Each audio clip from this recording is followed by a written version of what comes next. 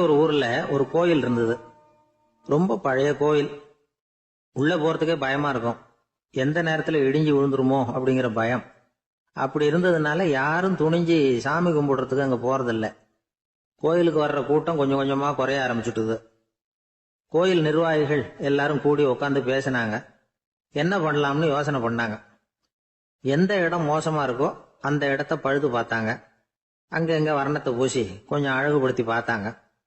ஏதோ இந்த ஊர்ல கோயில்னு ஒண்ணு இருக்கு, அது மக்களுக்கு தெரியணும் அப்படிங்கிறதுக்காகத்தான் அப்படிலாம் பண்ணாங்க. இருந்தாலும் கோவில் இருக்கிற நிலைமை மக்களுக்கு தெரியும்.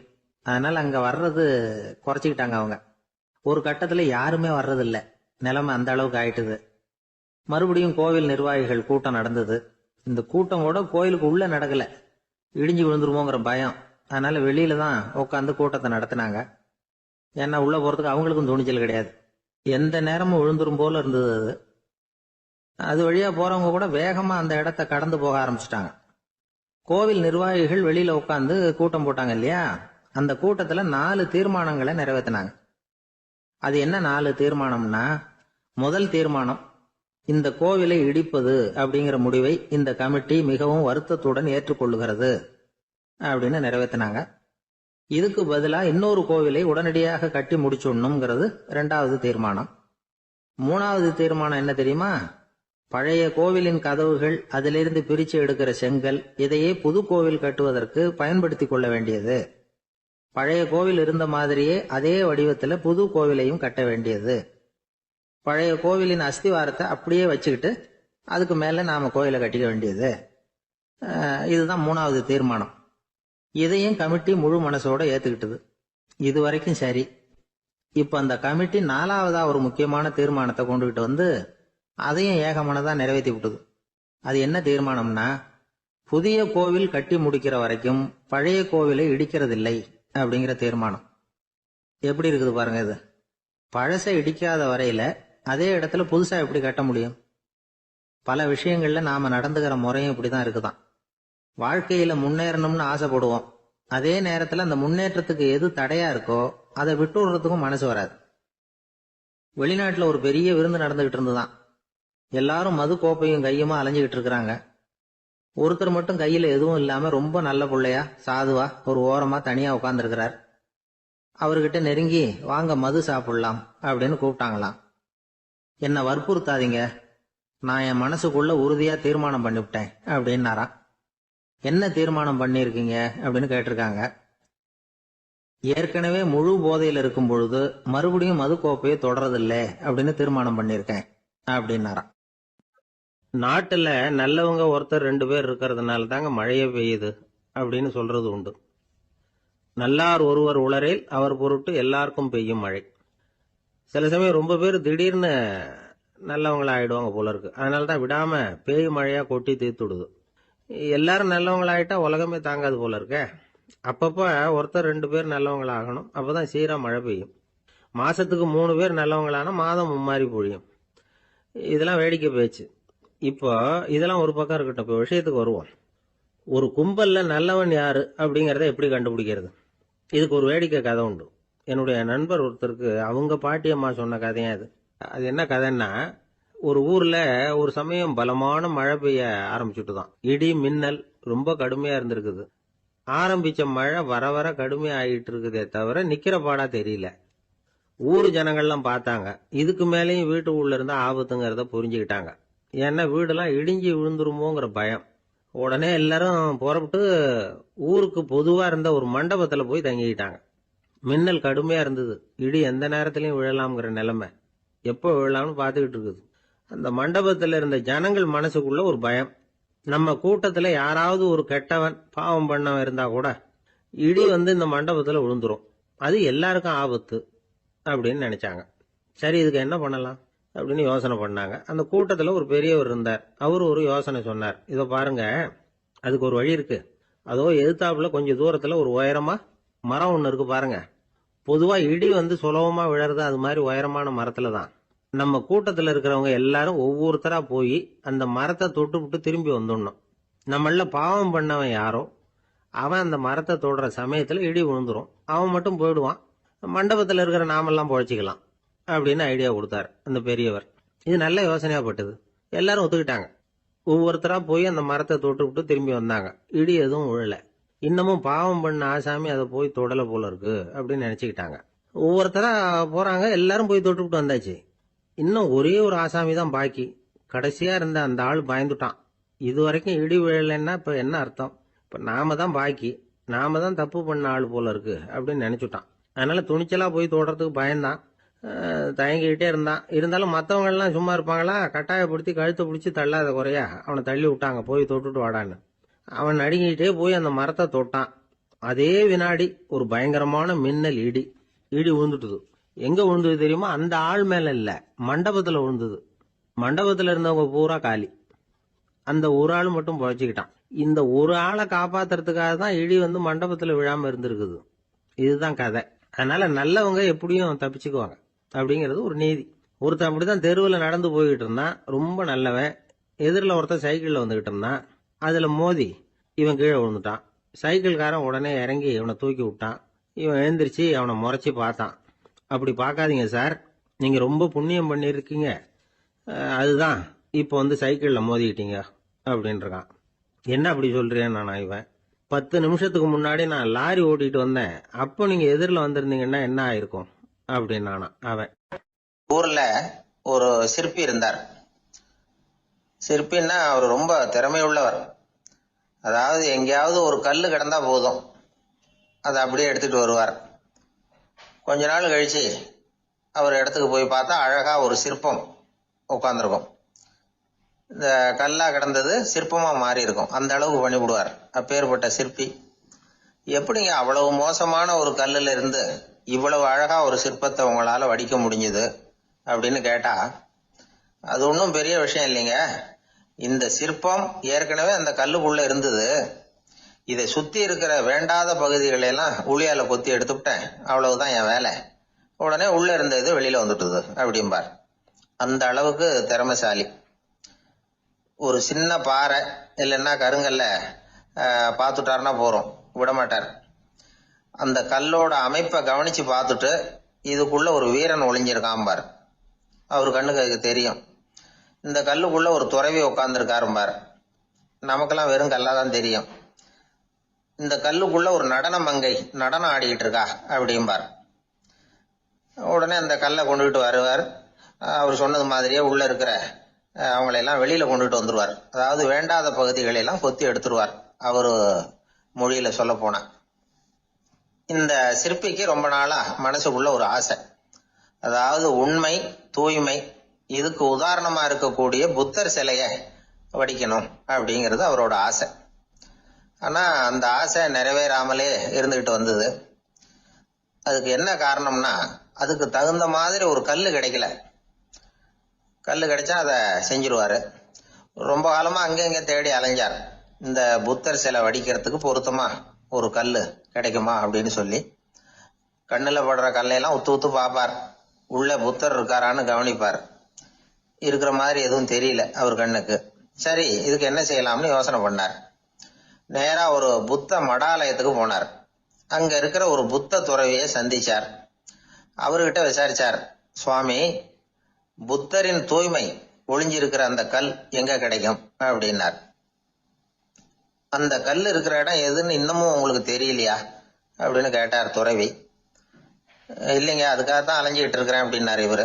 சரி, கவலைப்படாதீங்க, என் கூட வாங்க காட்டுறேன் அப்படின்னு அழைச்சிட்டு போனார். எங்க போனார்னா, அந்த மடாலயத்தின் பின்பக்கம் போனாங்க. 2 பேரும் போனாங்க. அங்க போய் பார்த்தா அங்க ஒரு கிணறு இருந்தது. என்ன அது, நாம கேட்டது கல்லு, இவர் அழைச்சிட்டு வந்து காட்டுறது கிணறு அப்படின்னு இவருக்கு சந்தேகம். ஒரு மாதிரியா பார்த்தார். அவரு சொன்னார், துறவி எட்டி பாருங்க உள்ள அப்படின்னாரு. கிணறுக்குள்ள என்ன இருக்கும்னு இவருக்கு தெரியாதா? இருந்தாலும் அவர் சொல்றாரு அப்படின்னு சொல்லி எட்டி பார்த்தார். பார்த்தா அதுல தண்ணி இருந்தது. அந்த தண்ணியில தன்னோட உருவம் தெரிஞ்சுது. இப்ப அந்த புத்த ஞானி சொன்னார், துறவியாரே, புத்தரை நாம தான் ஒளிச்சு வச்சிருக்கிறோம், நமக்குள்ளதான் அவர் மறைஞ்சிருக்கிறார். அவரை அடையாளம் தெரியாதபடி மூடி இருக்கிறது எது தெரியுமா? நம்ம கிட்ட இருக்கிற கோபம், போலித்தனம், பதட்டம், ஆசை, இதெல்லாம் தான். அறிவு அப்படிங்கிற ஒளியால அதையெல்லாம் செதுக்கி எடுத்துட்டோம்னா அந்த அழகான புத்தர் வெளியில வந்துருவார் அப்படின்னு சொன்னார் துறவி. அதனால நமக்குள்ள இருக்கிற நம்மளை நமக்கே அடையாளம் தெரியல அப்படிங்கிறது தான் உண்மை. இந்த உண்மையான மனிதன் உள்ளே இருக்கிறான். இவர் கல்லை பார்த்துட்டு உள்ள யார் இருக்காங்கிறது அவருக்கு தெரிஞ்சது சிற்பிக்கு. ஆனா உண்மையான புத்தர் எங்க இருக்காருங்கிறத அவரால் அடையாளம் கண்டுபிடிக்க முடியல. அப்படிதான் பல பேர் இன்னைக்கு இருந்துகிட்டு இருக்கிறோம். ஒரு அப்பா தன்னுடைய பிள்ளைக்கு புத்தி சொன்னார், அதோ பாருப்பா, மனசுதான் கல்லு, அறிவு தான் ஒளி. உன்னுடைய மனசுங்கிற கல்ல அறிவுங்கிற ஒளியால செதுக்கி அழகான மனிதனா நீ வெளியில வரணும்னார். அதுக்காக தான்ப்பா தேடிட்டு இருக்கேன்னா அவன். மனசுங்கிற கல்லை தேடிக்கிட்டு இருக்கிறியா அப்படின்னு கேட்டார். இல்லப்பா, அறிவுங்கிற ஒளி எங்க இருக்குன்னு தெரியல எனக்கு, அதை தான் தேடிக்கிட்டு இருக்கிறேன் அப்படின்னு நானா. அதனால அறிவை தேடிக்கிட்டு இருக்கிறவன் என்னைக்கு உண்மையை கண்டுபிடிக்க போறான்? அதையே கண்டுபிடிக்க முடியலங்கும் பொழுது, அதனால நாம் யார் அப்படிங்கறது நமக்கு அடையாளம் தெரியணும். அந்த அடையாளம் தெரிஞ்சுட்டா வாழ்க்கையில வெற்றி நிச்சயம். கிபி 1078 வருஷம் மார்ச் மாதம் 19 திங்கட்கிழமை அதிகாலை நேரம் ஒரு குழந்தை பிறந்தது. எங்க தெரியுமா? காஸ்பியன் கடலுக்கு தெற்கே பாரசீக மொழி வழங்கிய தபரிஸ்தான் மாநிலத்துல ஜீலான்கிற புனித நகர், அதோட புறநகர் பகுதியில உள்ள நீப்புங்கிற ஊர்ல தான் அந்த குழந்தை பிறந்தது. அந்த இடம் இப்போ ரஷ்யாவில் இருக்கு. அந்த குழந்தை யாருன்னு நினைக்கிறீங்க? அதுதான் முஹித்தீன் பெருமான், ஆன்மீக சாதனைகள் புரிந்த மகான் முஹித்தீன் ஆண்டகை. தன்னுடைய 18வது வயசுல உயர்கல்விக்காக ஜீலான் நகரத்தை விட்டு பகுதாத் நகரத்துக்கு புறப்பட்டு போறார். இளம் பிராயம் தானே, அதனால துணைக்கு ஒரு வர்த்தக கூட்டத்தோட சேர்ந்து போயிட்டு இருக்கிறார். ரொம்ப தூரம் போகணும். ஒவ்வொரு இடமா தங்கி தங்கி போயிட்டு இருக்கிறாங்க. ஒரு இடத்துல ஒரு கொள்ளை கூட்டம் பயங்கரமான ஆயுதங்களோட அவங்கள வழிமறிச்சுட்டுது. அந்த வர்த்தக கூட்டம் வச்சிருந்த பொருள்களை எல்லாம் அவங்க பறிச்சு விடுறாங்க. இவங்களும் பயந்துகிட்டு இருந்தது எல்லாத்தையும் அவங்க கிட்ட கொடுத்து விடுறாங்க. முஹித்தீன் ஆண்டகை மட்டும் இதையெல்லாம் பார்த்துக்கிட்டு தனியா ஒதுங்கி நிக்கிறார். ஒரு 18 வயசு பையன் மட்டும் இப்படி தனியா அநாத சிறுவன் மாதிரி நின்றுட்டு இருக்கிறத அந்த கொள்ளை கூட்டத்துல இருந்த ஒருத்தன் பாக்குறான். கிட்ட நெருங்கி வர்றான். அலட்சியமாவும் கிண்டலாவும் உங்ககிட்ட ஏதாவது இருக்குதா அப்படின்னு கேக்குறான். இவங்கிட்ட என்ன இருக்க போகுது அப்படிங்கிற நம்பிக்கையில அவன் அப்படி கேக்குறான். உடனே இவரு, ஓ இருக்குதே, என்கிட்ட 40 தீனார் இருக்கு அப்படிங்கிறார். இப்படி சொல்லியும் அந்த கொள்ளைக்காரனுக்கு நம்பிக்கை வரல. என்னடா அவன் விளையாடாத, பொய் சொல்லாத, உண்மையை சொல்லு அப்படிங்கிறான் அவன். உண்மையைத்தான் சொல்றேன், என்கிட்ட 40 தீனார் இருக்கு அப்படிங்கிறார் இவர். எங்க வச்சிருக்கிற அப்படின்னு கேக்குறான். சட்டையின் விழாப்புறத்துல உள்ள பகுதியில அதை வச்சு தச்சிருக்கிறாங்க அப்படின்னு உண்மையை சொல்றார். உடனே கொள்ளை கூட்ட தலைவன் அதை கத்தியால கீறிப்பார் அப்படின்னு உத்தரவு போடுறான்.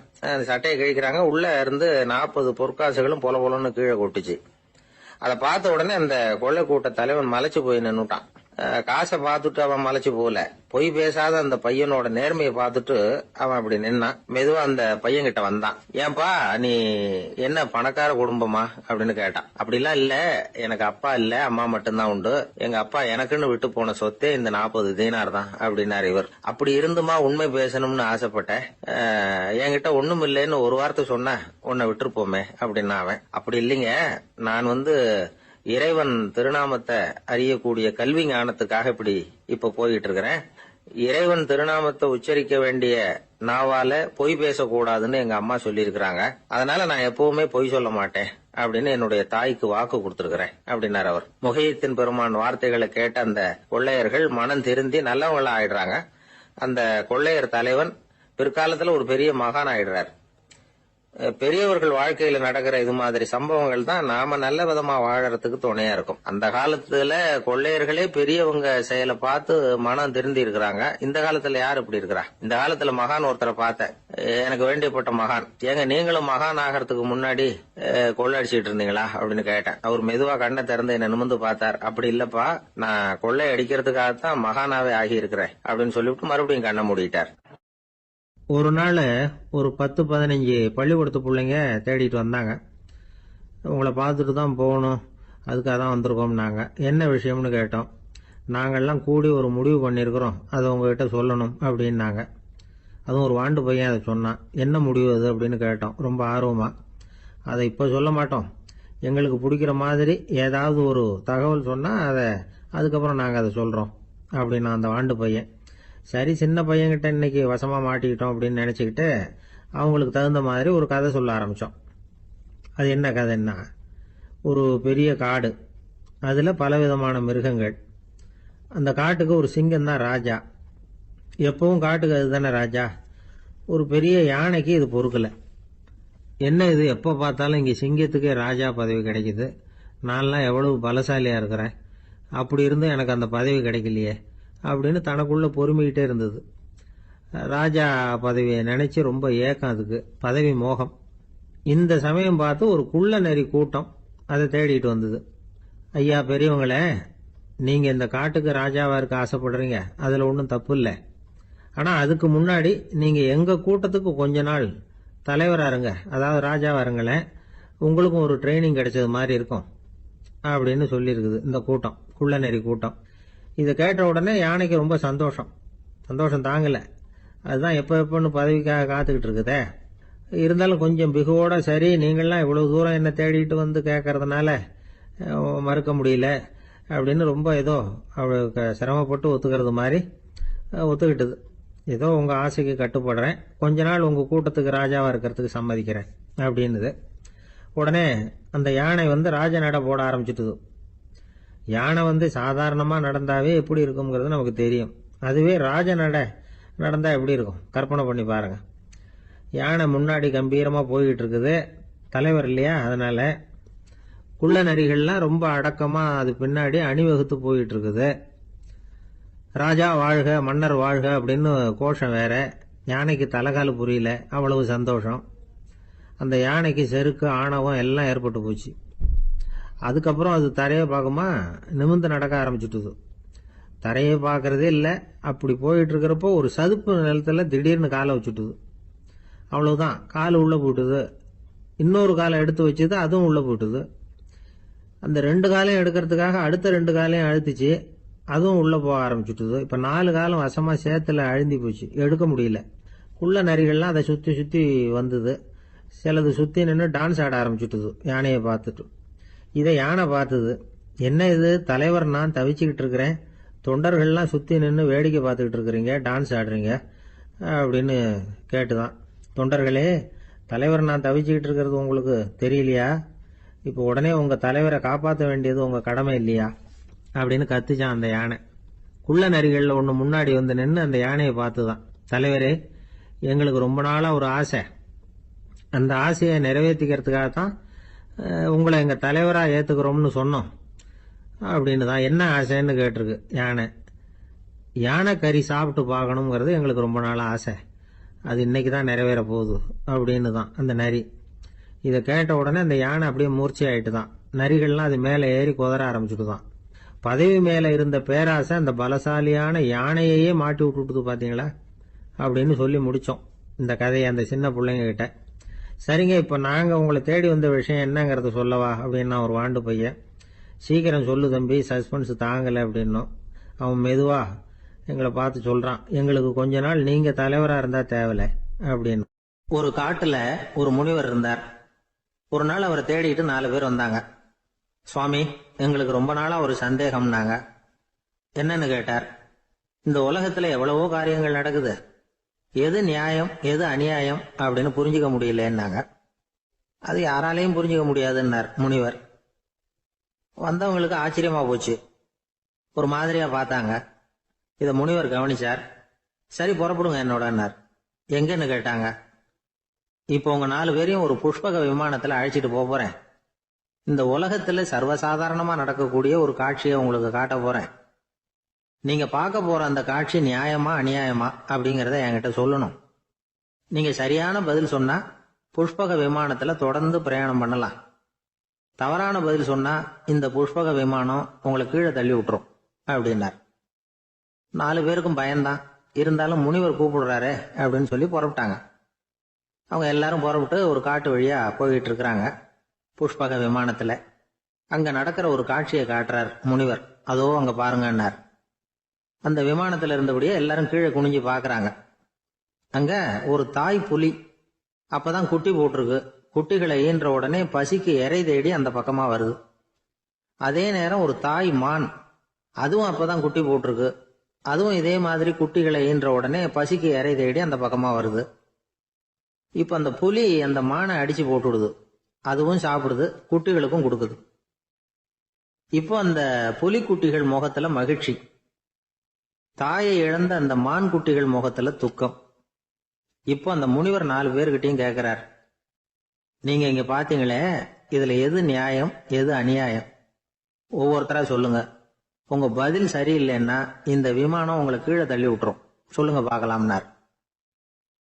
முதல்ல ஒருத்தன் சொன்னான், அந்த புலி செஞ்சது சரிதாங்க, அது பசிக்கு அதுதான் ஆகாரம், தன்னுடைய பசிக்கு தானே இறை தேடிக்கிட்டுது, அதுல என்ன தப்பு, அவ்வளவுதான், அதனால புலி செஞ்சது நியாயம்தான் அப்படின்னா. அவ்வளவுதான், அந்த விமானம் அவனை அப்படியே கீழே தள்ளி விட்டுட்டுது. அதனால அவன் கொடுத்த பதில் சரியில்லை அப்படிங்கிறது புரிஞ்சு போச்சு. இப்ப 2வது ஆளு சொன்னான், புலி செஞ்சது பாவம், அந்த தாய்மான் என்ன தப்பு பண்ணிச்சு, இப்ப அந்த குட்டிகளுக்கு யாரு ஆதரவு, அதனால புலி செஞ்சது அநியாயம் அப்படின்னா. அவ்வளவுதான், அவனையும் கீழே தள்ளி விட்டுடுது அந்த விமானம். இந்த பதிலும் சரியில்லை அப்படின்னு ஆயிட்டுது. இப்ப 3வது ஆள் வந்தான். முதல்ல 2 பேரு கீழே விழுந்ததை பார்த்துக்கிட்டு இருந்தான். அதனால அவன் சொன்னான், ரெண்டுமே நியாயம்தாங்க, புலி இறை தேடினதும் இயற்கை, அதுக்கு மான் இரையானதும் இயற்கை, அதனால இதுல ஒன்றும் தப்பு இல்லைன்னா. அவ்வளவுதான், அவனையும் அந்த விமானம் கீழே பிடிச்சி தள்ளி விட்டுது. இப்ப 4வது ஆள் வந்தான். முனிவர் கேட்டார், நீயாவது சொல்லுப்பா, இந்த செயல்ல எது நியாயம்னார். அவன் தெளிவா பதில் சொன்னான். அதாவது என்ன சொன்னான்னா, எனக்கு தெரியல அப்படின்னா. அவனை விமானம் கீழே தள்ளல, சௌரியமா அழைச்சிட்டு போட்டுது. இவனும் பிரயாணம் சௌக்கியமா பண்ணானா. ஆக இதுதான் சரியான பதிலுங்கிறத முனிவர் உணர்த்தினார். இந்த கதையிலிருந்து நாம புரிஞ்சுக்க வேண்டியது என்னன்னா, இந்த உலகத்துல எவ்வளவோ காரியங்கள் நடக்குது, அதெல்லாம் ஏன் அப்படி நடக்குதுங்கிறதுக்கு எப்பேற்பட்ட பண்டிதராலும் பதில் சொல்ல முடியாது. தெரியாததை தெரியாதுன்னு ஒத்துக்கிட்டா வாழ்க்கை பிரயாணம் சுகமா இருக்கும். அதனால தேவையில்லாத விஷயங்களை புரிஞ்சுக்கிறதுக்கு நேரத்தை செலவு பண்ணிட்டு இருக்க கூடாது, வாழ்க்கையை குழப்பிக்க கூடாது. வாழ்க்கைக்கு தேவையானது என்னவோ அதை மட்டும் புரிஞ்சுக்கிட்டா போதும். இந்த காலத்து ஆள் ஒருத்தன் ஒரு பெரியவரை தேடி வந்தான். ஐயா, ஒரு சந்தேகம்னா. என்ன உன்னுடைய சந்தேகம்னார். பகுத்தறிவுன்னா என்ன, விதின்னா என்ன அப்படின்னு கேட்டான். இதுக்கு அவரு, இப்ப உன்னுடைய வலது கால தூக்குன்னார். தூக்கணும். சரி, இப்ப உன்னுடைய வலது கால கீழே இறக்காம உன்னுடைய இடது காலையும் தூக்குன்னார். தூக்கணும். பொத்துன்னு கீழே விழுந்துட்டான். பெரியவர் சொன்னார், உன்னால ஒரு காலை தூக்க முடிஞ்சது, அதுதான் பகுத்தறிவு. 2 கால்களையும் ஒரே சமயத்துல தூக்கினா அடிபடும், அப்படிங்கிறது தான் விதி அப்படின்னு விளக்கம் கொடுத்தார். இவன் தன்னுடைய விதியை நொந்துகிட்டே இடுப்பை பிடிச்சுக்கிட்டு அங்கிருந்து நடந்து போயிட்டான். ஒரு ஊர்ல ஒரு பெரியவர் இருந்தார். ஒரு நாள் அவரை தேடி ஒருத்தர் வந்தார். ஐயா, நான் கடவுளை பரிபூர்ணமா நம்புறேன் அப்படின்னார். சரி, அந்த நம்பிக்கை உனக்கு எப்படி வந்ததுன்னு கேட்டார் இவர். அவர் சொல்ல ஆரம்பிச்சார், ஐயா, எனக்கு கல்யாணம் ஆகி 10 வருஷம் ஆச்சு, ஆனாலும் குழந்தை பாக்கியம் இல்லை. அதுக்கு என்ன காரணமா இருக்கும்னு நான் யோசனை பண்ணிட்டு இருந்தப்போ நண்பர் ஒருத்தர் ஒரு ஆலோசனை சொன்னார். உனக்கு மதப்பற்று இல்லை, எந்த கடவுளையுமே நம்ப மாட்டேங்கிற, அதுதான் காரணம். கடவுளை நம்பு, உனக்கு குழந்தை பாக்கியம் கிடைக்கும் அப்படின்னார். அவர் அப்படி சொன்னாரே தவிர எனக்கு சந்தேகம்தான். இருந்தாலும் அவர் சொன்னபடியும் நடந்துதான் பார்ப்போமே அப்படின்னு முடிவு பண்ணேன். கடவுளை நம்ப ஆரம்பிச்சேன். அந்த வருஷமே அழகான ஆண் குழந்தை பிறந்தது. எல்லாம் இறைவன் அருள் அப்படின்னார். இவர் இப்படி சொன்னதை கேட்டதும் அந்த பெரியவர் சொன்னார், நீ சொல்றதெல்லாம் சரிதான், இருந்தாலும் இந்த காலத்துல எந்த ஒரு காரியமா இருந்தாலும் அதை சோதனை செஞ்சு பார்த்துட்டு தான் ஒரு முடிவுக்கு சேர முடியும். அறிவுபூர்வமான முடிவு அதுவா தான் இருக்கும். அறிவியல் சோதனைகள் அப்படித்தான். ஒரு குறிப்பிட்ட விஷயத்தை பத்தி எத்தனை தடவை சோதனை பண்ணாலும் ஒரே முடிவு தான் கிடைக்கணும், அதுதான் சரியா இருக்கும். அதனால இப்ப மறுபடியும் ஒரு சோதனைன்னார். என்ன செய்யணும் அப்படின்னு கேட்டார் இவர். கடவுள்கிட்ட ஒரு பெண் குழந்தை வேணும்னு கேளு. முதல்ல ஆண் குழந்தைய கொடுத்தது மாதிரியே இப்போ ஒரு பெண் குழந்தையையும் கொடுக்கறாரா பார்க்கலாம் அப்படின்னார். சரின்னு சொல்லி இவர் அதே மாதிரி முயற்சி பண்ணினார். அதுக்கப்புறம் அவரு இந்த பெரியவர்கிட்ட வரவே இல்லை. கொஞ்ச காலம் கழிச்சு இவரே அவரை தேடிட்டு போய் கதவை தட்டினார்.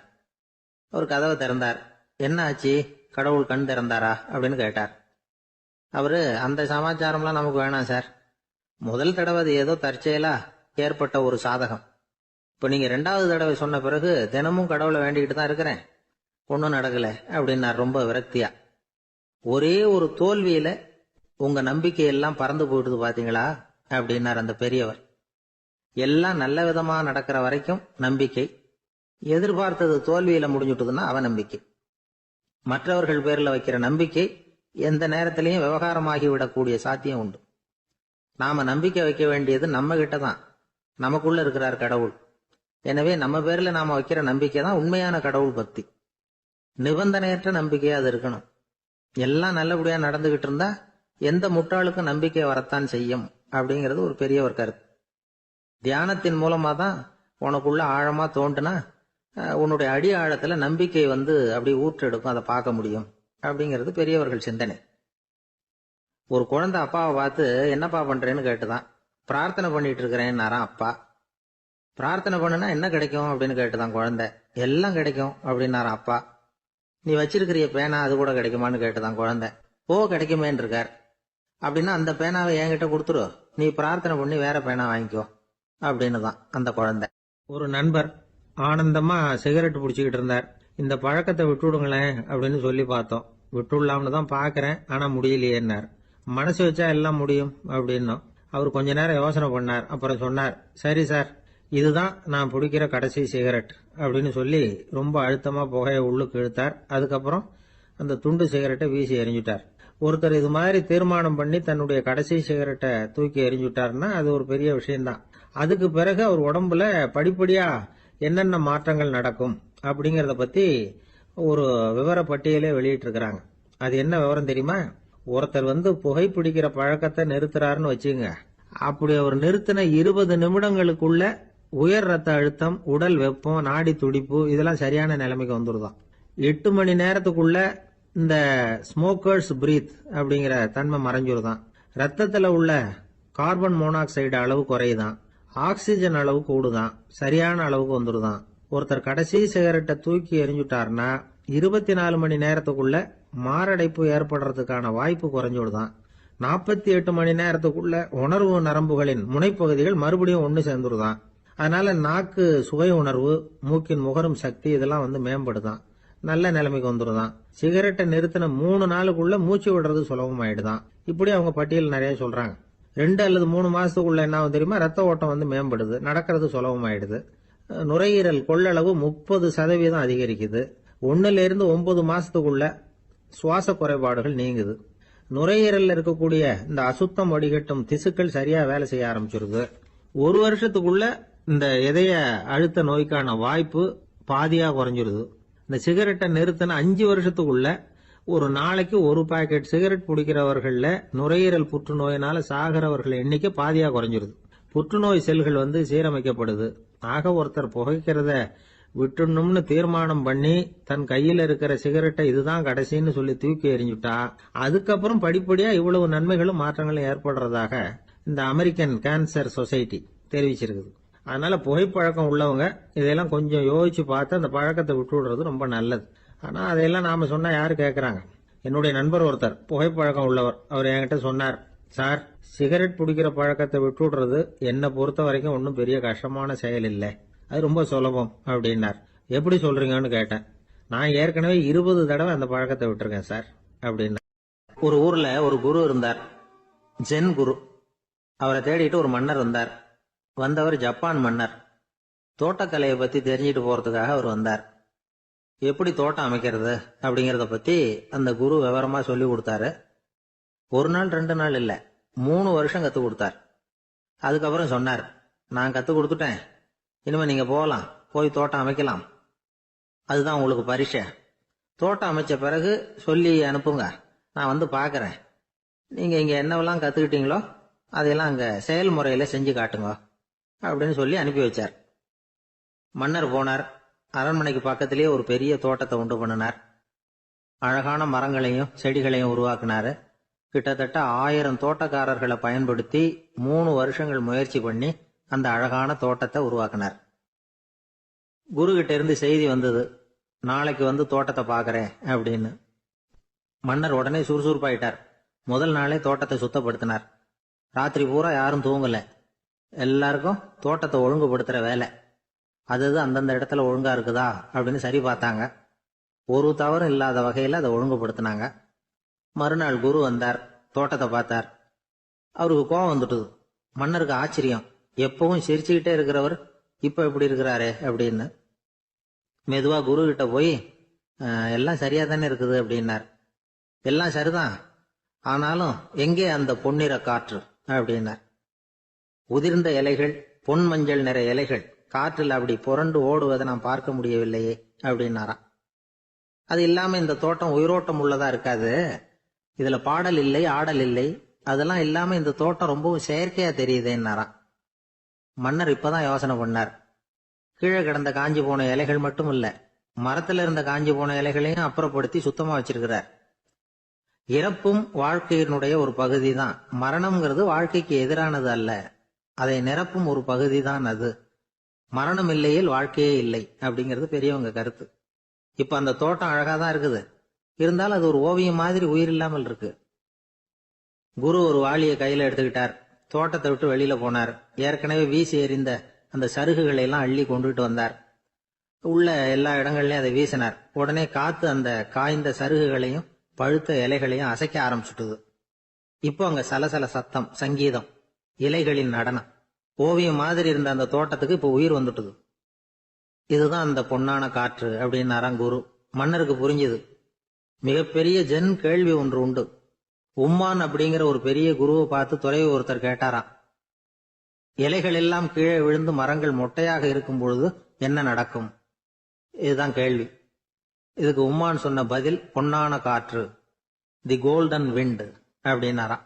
இதுக்கு என்ன விளக்கம்னா, உன்னுடைய எண்ணங்கள் எல்லாம் உன்னுடைய மனசிலிருந்து கீழே விழுந்து உனது உள்ளுணர்வானது மொட்டையாக நிற்கும் நிலைதான் அது. உனது வேர்களின் அருகில் காற்று வீசுகிறது. எல்லா எண்ணங்களும் உன்னிலிருந்து வெகு தூரத்துக்கு புரண்டு கொண்டே சென்று விடுகிறது. நீ அவற்றை கடந்து விட்டால் நீ அவைகளுக்கெல்லாம் மேலெழுந்து கீழே பார்ப்பவனைப் போல நிற்க ஆரம்பித்து விடுவாய். அதுதான் தியானம் என்பது அப்படின்னு சொல்றாங்க. தியானம்ங்கிறது எண்ணத்துக்கு எதிரானது இல்ல, தியானம்ங்கிறது எண்ணங்களை கடந்து செல்வதுதான். அதுக்கப்புறம் நாம பொன்னிற காற்றுல ஆட ஆரம்பிச்சிருவோம். இதுதான் பெரியவர்கள் சொல்றது. என்கிட்ட ஒருத்தர் தோட்டம் அமைக்கணும்னு யோசனை கேட்டு வந்தார். எல்லாம் சொல்லி கொடுத்தேன். செடிகள்லாம் செழிப்பா வளரணும்னா வேர் காயாம பாத்துக்குங்க, தினமும் தண்ணி விடுங்க அப்படின்னு சொல்லி அனுப்பி வச்சேன். ஒரு மாசம் கழிச்சு அவர் தோட்டத்தை பாக்கிறதுக்காக போனேன். போய் பார்த்தா எல்லா செடியும் வாடி கிடக்குது. என்னங்க இப்படி பண்ணிவிட்டீங்கன்னு. நீங்க சொன்னபடிதான் செஞ்சேன்னார். என்ன செஞ்சீங்கன்னு கேட்டேன். வேர் காயாம பாத்துக்க சொன்னீங்க, தினமும் ஒரு தடவை எல்லா செடியையும் ஒவ்வொன்னா புடுங்கி பார்த்து வேர் காயாம இருக்கா அப்படின்னு பார்த்துட்டு அதுக்கப்புறம் தண்ணி பாய்ச்சனே, அவ்வளவு. ஆளை கண்டா ஏன் இப்படி முகத்தை திருப்பிக்கிட்டு வர்றீங்க அப்படின்னு கேட்டார் ஒருத்தர் நண்பர்கிட்ட. எலெக்ஷன்ல அவன் எதிர்த்து நின்னவன் சார், என்ன அவன்கிட்ட நமக்கு என்ன பேச்சுவார்த்தை அப்படின்னாராம் ரொம்ப கோபமா இவர். சரி, அந்த ஆள் யாருன்னு கேட்டேன். என் கூட பிறந்த தம்பி தான் சார் அப்படின்னார் அந்த கோபம் குறையாமல். அதாவது நம்ம ஊர் நிலவரம் இப்படி, அதாவது அண்ணனும் தம்பியும் எதிர்த்து நிப்பாங்க தேர்தல்ல, ஒருத்தர் கண்டா பேசிக்கிறது இல்ல. ஆனா இங்கிலாந்துல எப்படி தெரியுமா, அங்க ஒரே மேடையில போட்டி போடுற 2 வேட்பாளர்களும் பேசுவாங்களாம், பட்டிமன்றம் மாதிரி. ஒருத்தர் முதல்ல எழுந்திருப்பார், நான் இந்த தேர்தலில் வெற்றி பெற்றால் என்னென்ன செய்வேன் அப்படின்னு சொல்லிவிட்டு உட்காருவார். அதுக்கப்புறம் அடுத்தவர் எழுந்திருப்பார், அவரு சொல்லுவார், நான் வெற்றி பெற்றா இந்த மக்களுக்கு என்னென்ன செய்வேன், இந்த நாட்டுக்கு என்னென்ன செய்வேன் அப்படிங்கறத சொல்லிவிட்டு உட்காருவார். 2 பேரும் ஒரே மேடையில பேசுவாங்க. மக்கள் 2 பேர் பேச்சையும் கேட்டுக்கிட்டு ஒரு முடிவுக்கு வருவாங்க. இதுதான் அங்க உள்ள பழக்கம். இங்க அப்படி இல்ல. இங்க ஒருத்தர் பார்த்தாவே முகத்தை திருப்பிக்கிறது. ஒரு தடவை இது மாதிரி ஒரு கூட்டம் நடந்துகிட்டு இருக்கு அங்க வெளிநாட்டுல தான். நேரத்துக்கு சரியா ஒரு வேட்பாளர் சேரல. இது இங்கிலாந்துல நடந்த நிகழ்ச்சி.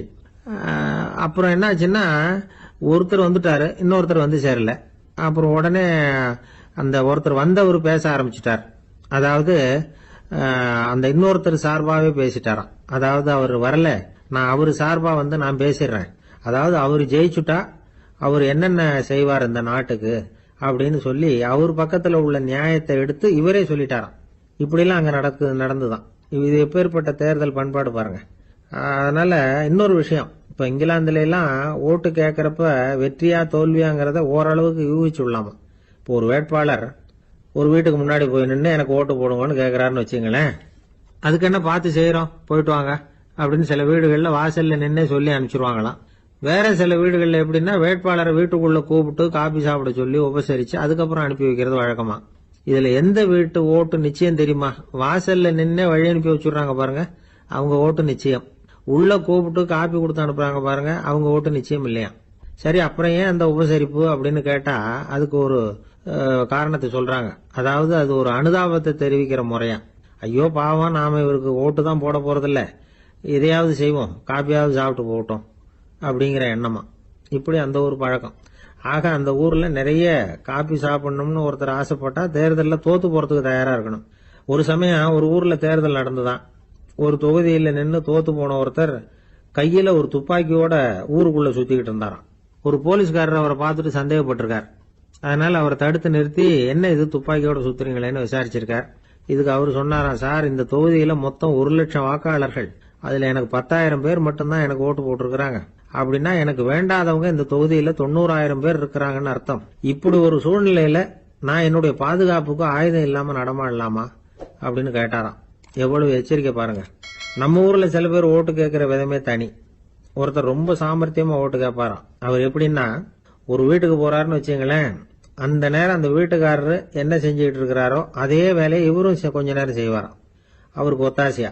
அதுக்கப்புறம் மெதுவா பேச்சு கொடுப்பார், ஓட்டு கேட்பார், இது மாதிரி எலெக்ஷன்ல நிக்கிறேன் கவனிக்கணும்னு.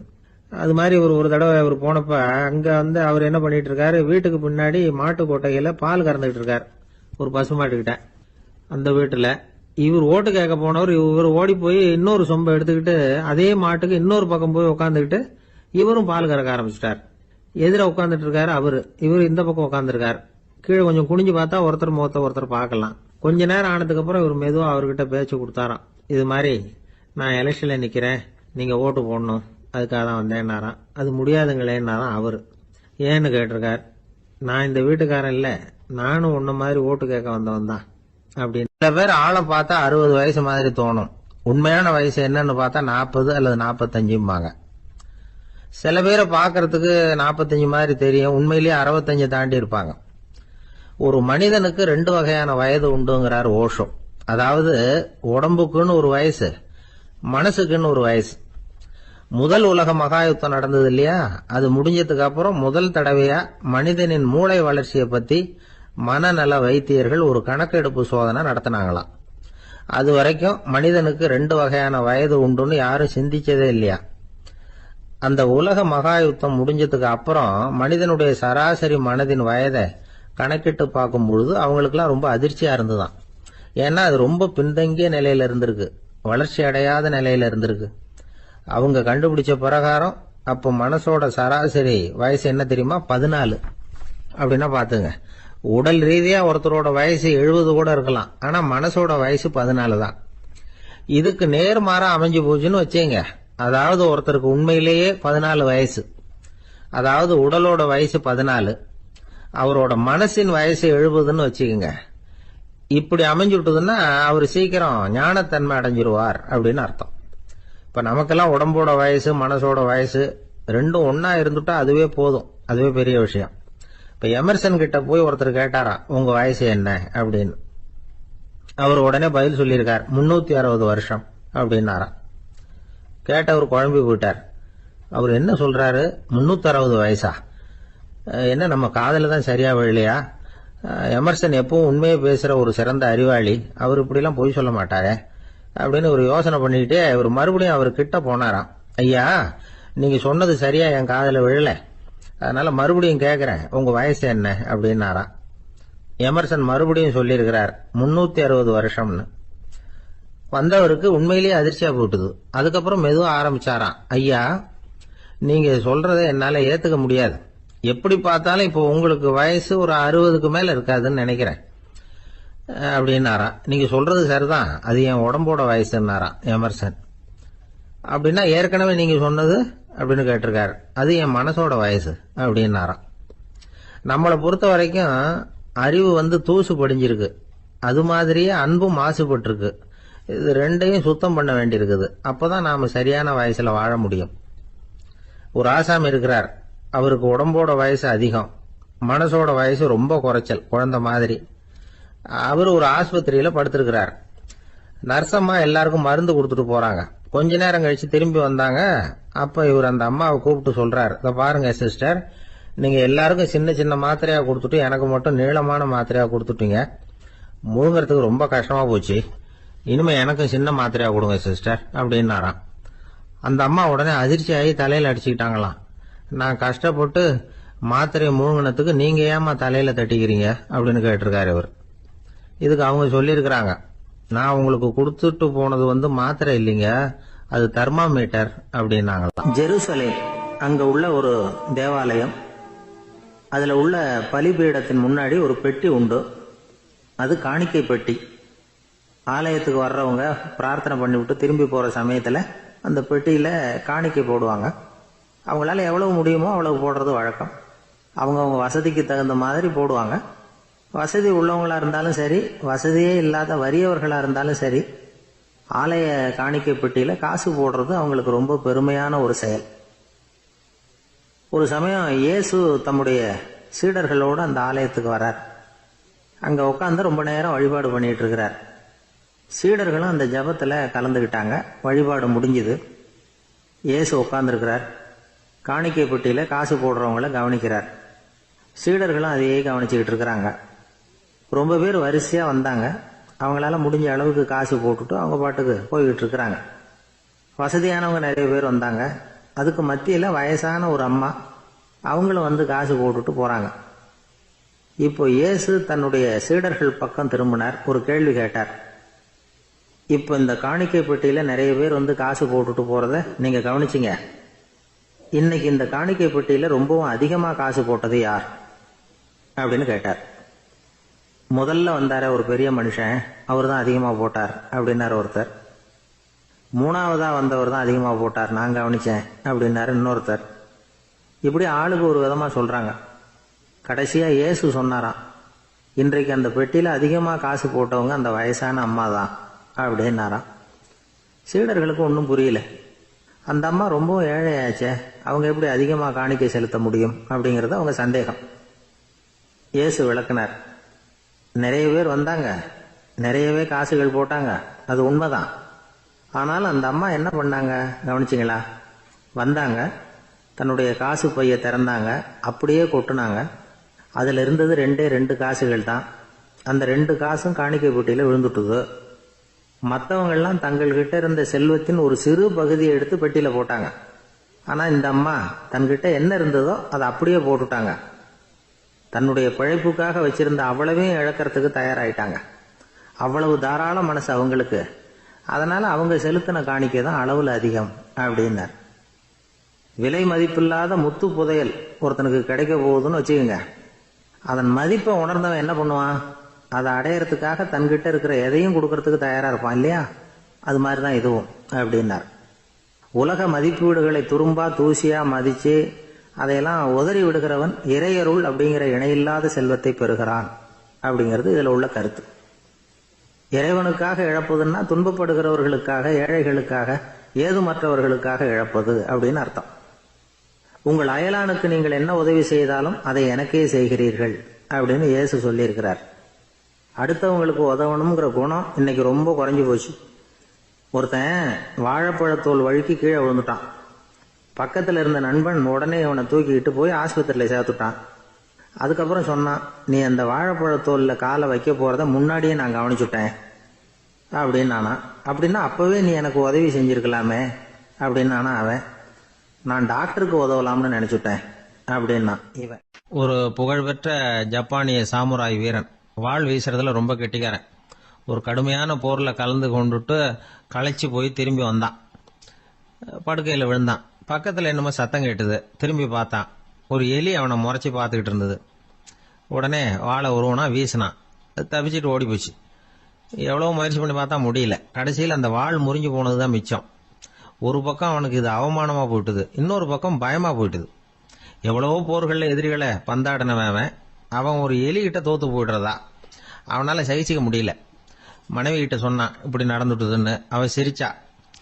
உங்களுக்கு புத்தியே இல்லை, எலியை போய் யாராவது வாளால் வெட்டுவாங்களா அப்படின்னு அந்த அம்மா சொன்னதும், நீ என்ன சொல்றேன்னா, ஒரு பூனையை கொண்டுட்டு வந்துட்டா போதும், அதுக்கப்புறம் ஏன் எலி வரப்போகுது அப்படின்னு அந்த அம்மா. உடனே ஒரு பூனை வந்து சேர்ந்தது. அது சாதாரண பூனை இல்லை, வீர சாகசங்கள்லாம் செஞ்சு பழக்கப்பட்ட பூனை. பெரிய இடத்துல வளர்ந்தது. அதை கொண்டுட்டு வந்துட்டாங்க. அந்த பூனை குறி பார்த்து எலி மேலே பாஞ்சுது. ஆனால் அந்த எலியை சுலபமாக தப்பிச்சு போட்டுது. அடுத்தபடியாகவும் பாயறதுக்கு முயற்சி பண்ணிச்சு அந்த பூனை. ஆனால் அந்த எலியோ ரொம்ப தந்திரமாக திடீர்னு அந்த பூனையின் முகத்துக்கு நேராக பாஞ்சுது. அவ்வளவுதான். அந்த பூனை பயந்து போய் ஒரே தாவா தாவி ஜன்னல் வழியாக வெளியில் ஓடி போச்சு. அந்த வீரனுக்கு இது ஒரு பெரிய அதிர்ச்சியாக இருந்தது. அடுத்தபடியாக யோசனை பண்ணான். ராஜா வளர்த்துக்கிட்டு இருந்த அரண்மனை பூனையை ஒரு நாள் இரவலா கேட்டு வாங்கிட்டு வந்தான். ஊர் உலகம்லாம் பேர் வாங்கின பூனை இது. அந்த பூனையாலும் அந்த எலியை ஒன்றும் செய்ய முடியல. வீரனுக்கு ரொம்ப அதிர்ச்சி. அந்த அரண்மனை பூனைகிட்டயே போய் புலம்புனான். அரண்மனை பூனையே, நீயே தோத்து போயிட்டியே, இனிமே நான் என்ன செய்ய முடியும்னா. அந்த பூனை சிந்திச்சுது. அப்புறம் சொல்லிச்சு, இந்த காரியத்துக்கு இந்த மேல்மட்ட விவகாரம்லாம் சரிப்பட்டு வராது. சாதாரண வீட்டு பூனை கிடைச்சதுன்னா அதை கொண்டுட்டு வந்து விட்டுப்பார் அப்படின்னுது. சாதாரண பூனையால என்ன செஞ்சிட முடியும்னா இவன் நம்பிக்கை இல்லாம. இப்போ அந்த அரண்மனை பூனை சொல்லிச்சு, பெரிய வீட்டு பூனையெல்லாம் நல்லா சாப்பிட்டு தூங்கி பழக்கப்பட்டிருக்கோம். அதுக்கெல்லாம் ராஜதந்திரம் தெரியும். ஆனால் எலி பிடிக்க தெரியாது. அதுக்கான வளர்ப்பும் இல்லை, பயிற்சியும் இல்லை. ஏன்னா அதுக்கெல்லாம் பசி கிடையாது. சாதாரண வீட்டு பூனை அப்படி இல்லை. பசிக்கு ஆகாரம் தேடி அலையும். எலிகளை பிடிச்சி சாப்பிட்டுட்டு தான் உயிர் வாழும். அதனால அதுகளுக்கு எலியை பிடிக்கிற எல்லா உத்திகளும் தெரியும், எங்களுக்கு தெரியாது அப்படின்னுது. அது சரியே, அதுவும் பூனை தான், நீயும் பூனை தான். அதால முடிகிற காரியம் ஏன் உன்னால முடியல அப்படின்னு கேட்டான் இவன். இதுக்கு அந்த பூனை சொல்லிச்சு, இதே கேள்வியை நானும் கேட்டேன். உன்னுடைய தந்திர முறை என்னன்னு கேட்டேன். அதுக்கு பதில் சொல்லாம படுத்து தூங்கி போச்சு. அதை மறுபடியும் எழுப்பி கேட்டேன். அதுக்கு கோவம் வந்துட்டுது. இதுல என்ன தந்திர முறை வேண்டியிருக்கு? நான் ஒரு பூனை, அவ்வளவுதான்.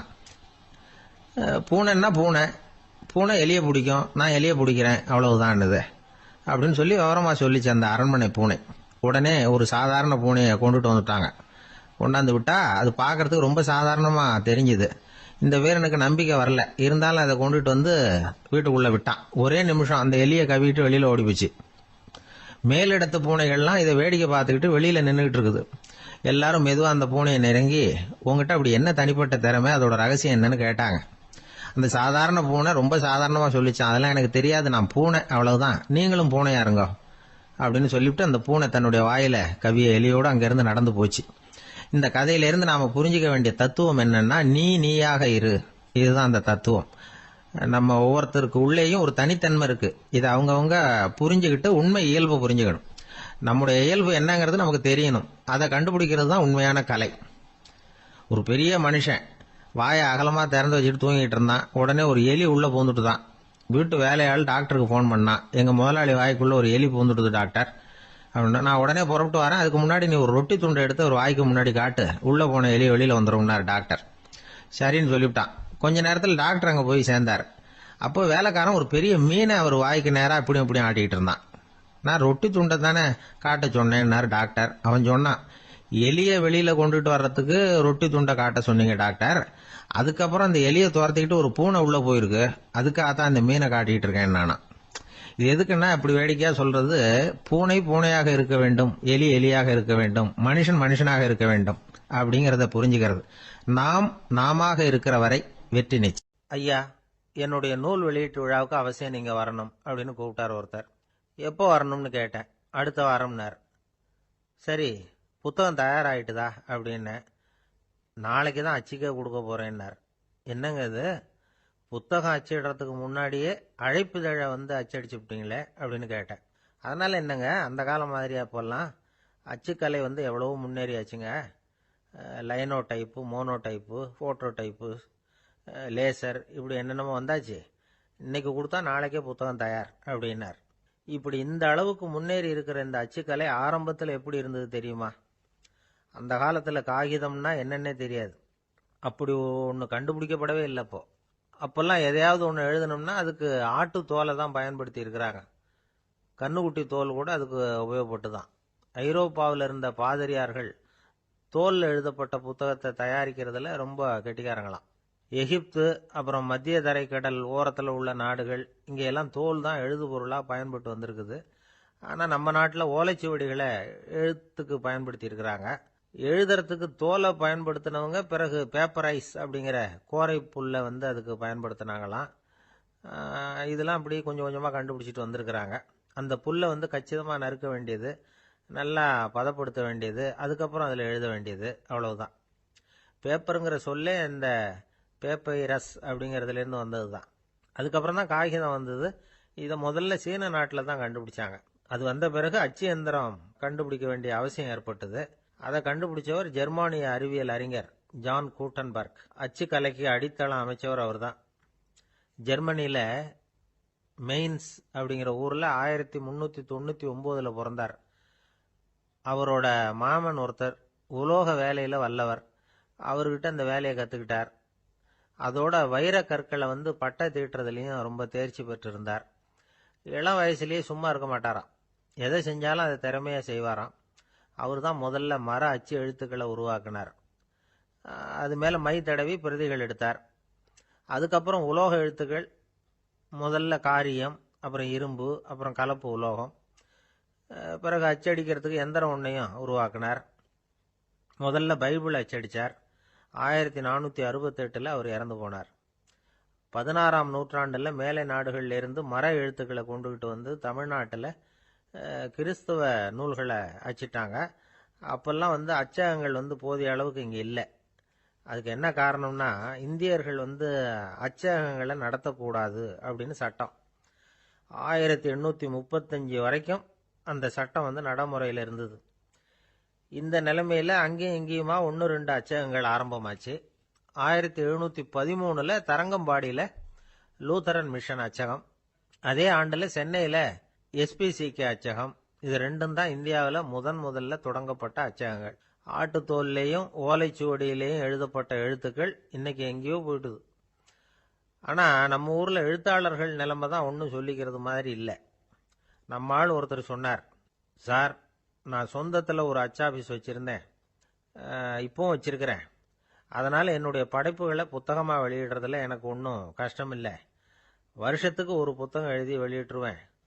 15 வருஷமாக இலக்கிய உலகத்துக்கு இப்படி சேவை செஞ்சுக்கிட்டு வர்றேன். ஆனால் இந்த வருஷம்தான் வாசகர்கள் எனக்கு பாராட்டு விழா நடத்தியிருக்கிறாங்க அப்படின்னார். இந்த வருஷம் அப்படி என்ன விசேஷம் அப்படின்னு கேட்டோம். இந்த வருஷம்தான் நான் எந்த புத்தகம் எழுதி வெளியிடாமல் இருந்தேன், அதுக்காகத்தான் எனக்கு இந்த பாராட்டு விழா அப்படின்னார். ஒரு நண்பர் இருக்கார். எப்போ பார்த்தாலும் கையில் ஒரு புத்தகம் இருக்கும். புத்தகம் இல்லாமல் எங்கேயும் புறப்பட மாட்டார். எதுக்காக இப்படி எடுத்துகிட்டு போகிறீங்க அப்படின்னு கேட்டால், எனக்கு இது ஒரு நல்ல நண்பன் மாதிரி.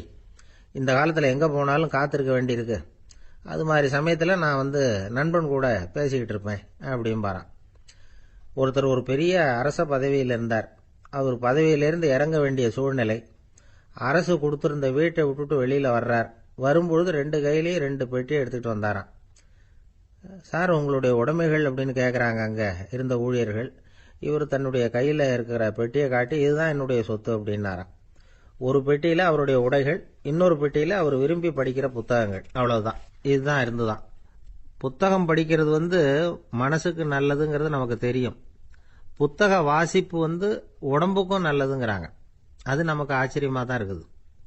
ஒரு நபர் ஒரு வருஷத்தில் சராசரியாக 2000 பக்கங்களை படிச்சிருக்கணுமா, யுனெஸ்கோ பரிந்துரை. ஆனால் நம்ம நாட்டில் நாம் சராசரியாக படிக்கிறது 32 பக்கங்கள். அவ்வளவுதான். இவ்வளவுக்கு நம்ம நாட்டில் 6000த்துக்கும் மேற்பட்ட நாளேடுகள், 2000த்துக்கும் மேற்பட்ட இதழ்கள், மலர்கள், இவ்வளவு இருந்தும் சரியாக வரல. இந்த உலகத்தில் முதல் நூலகம் எங்கே எப்போ ஆரம்பமாச்சு தெரியுமா? கிமு 2500ஆம் ஆண்டில் அது ஆரம்பமாயிருக்குது.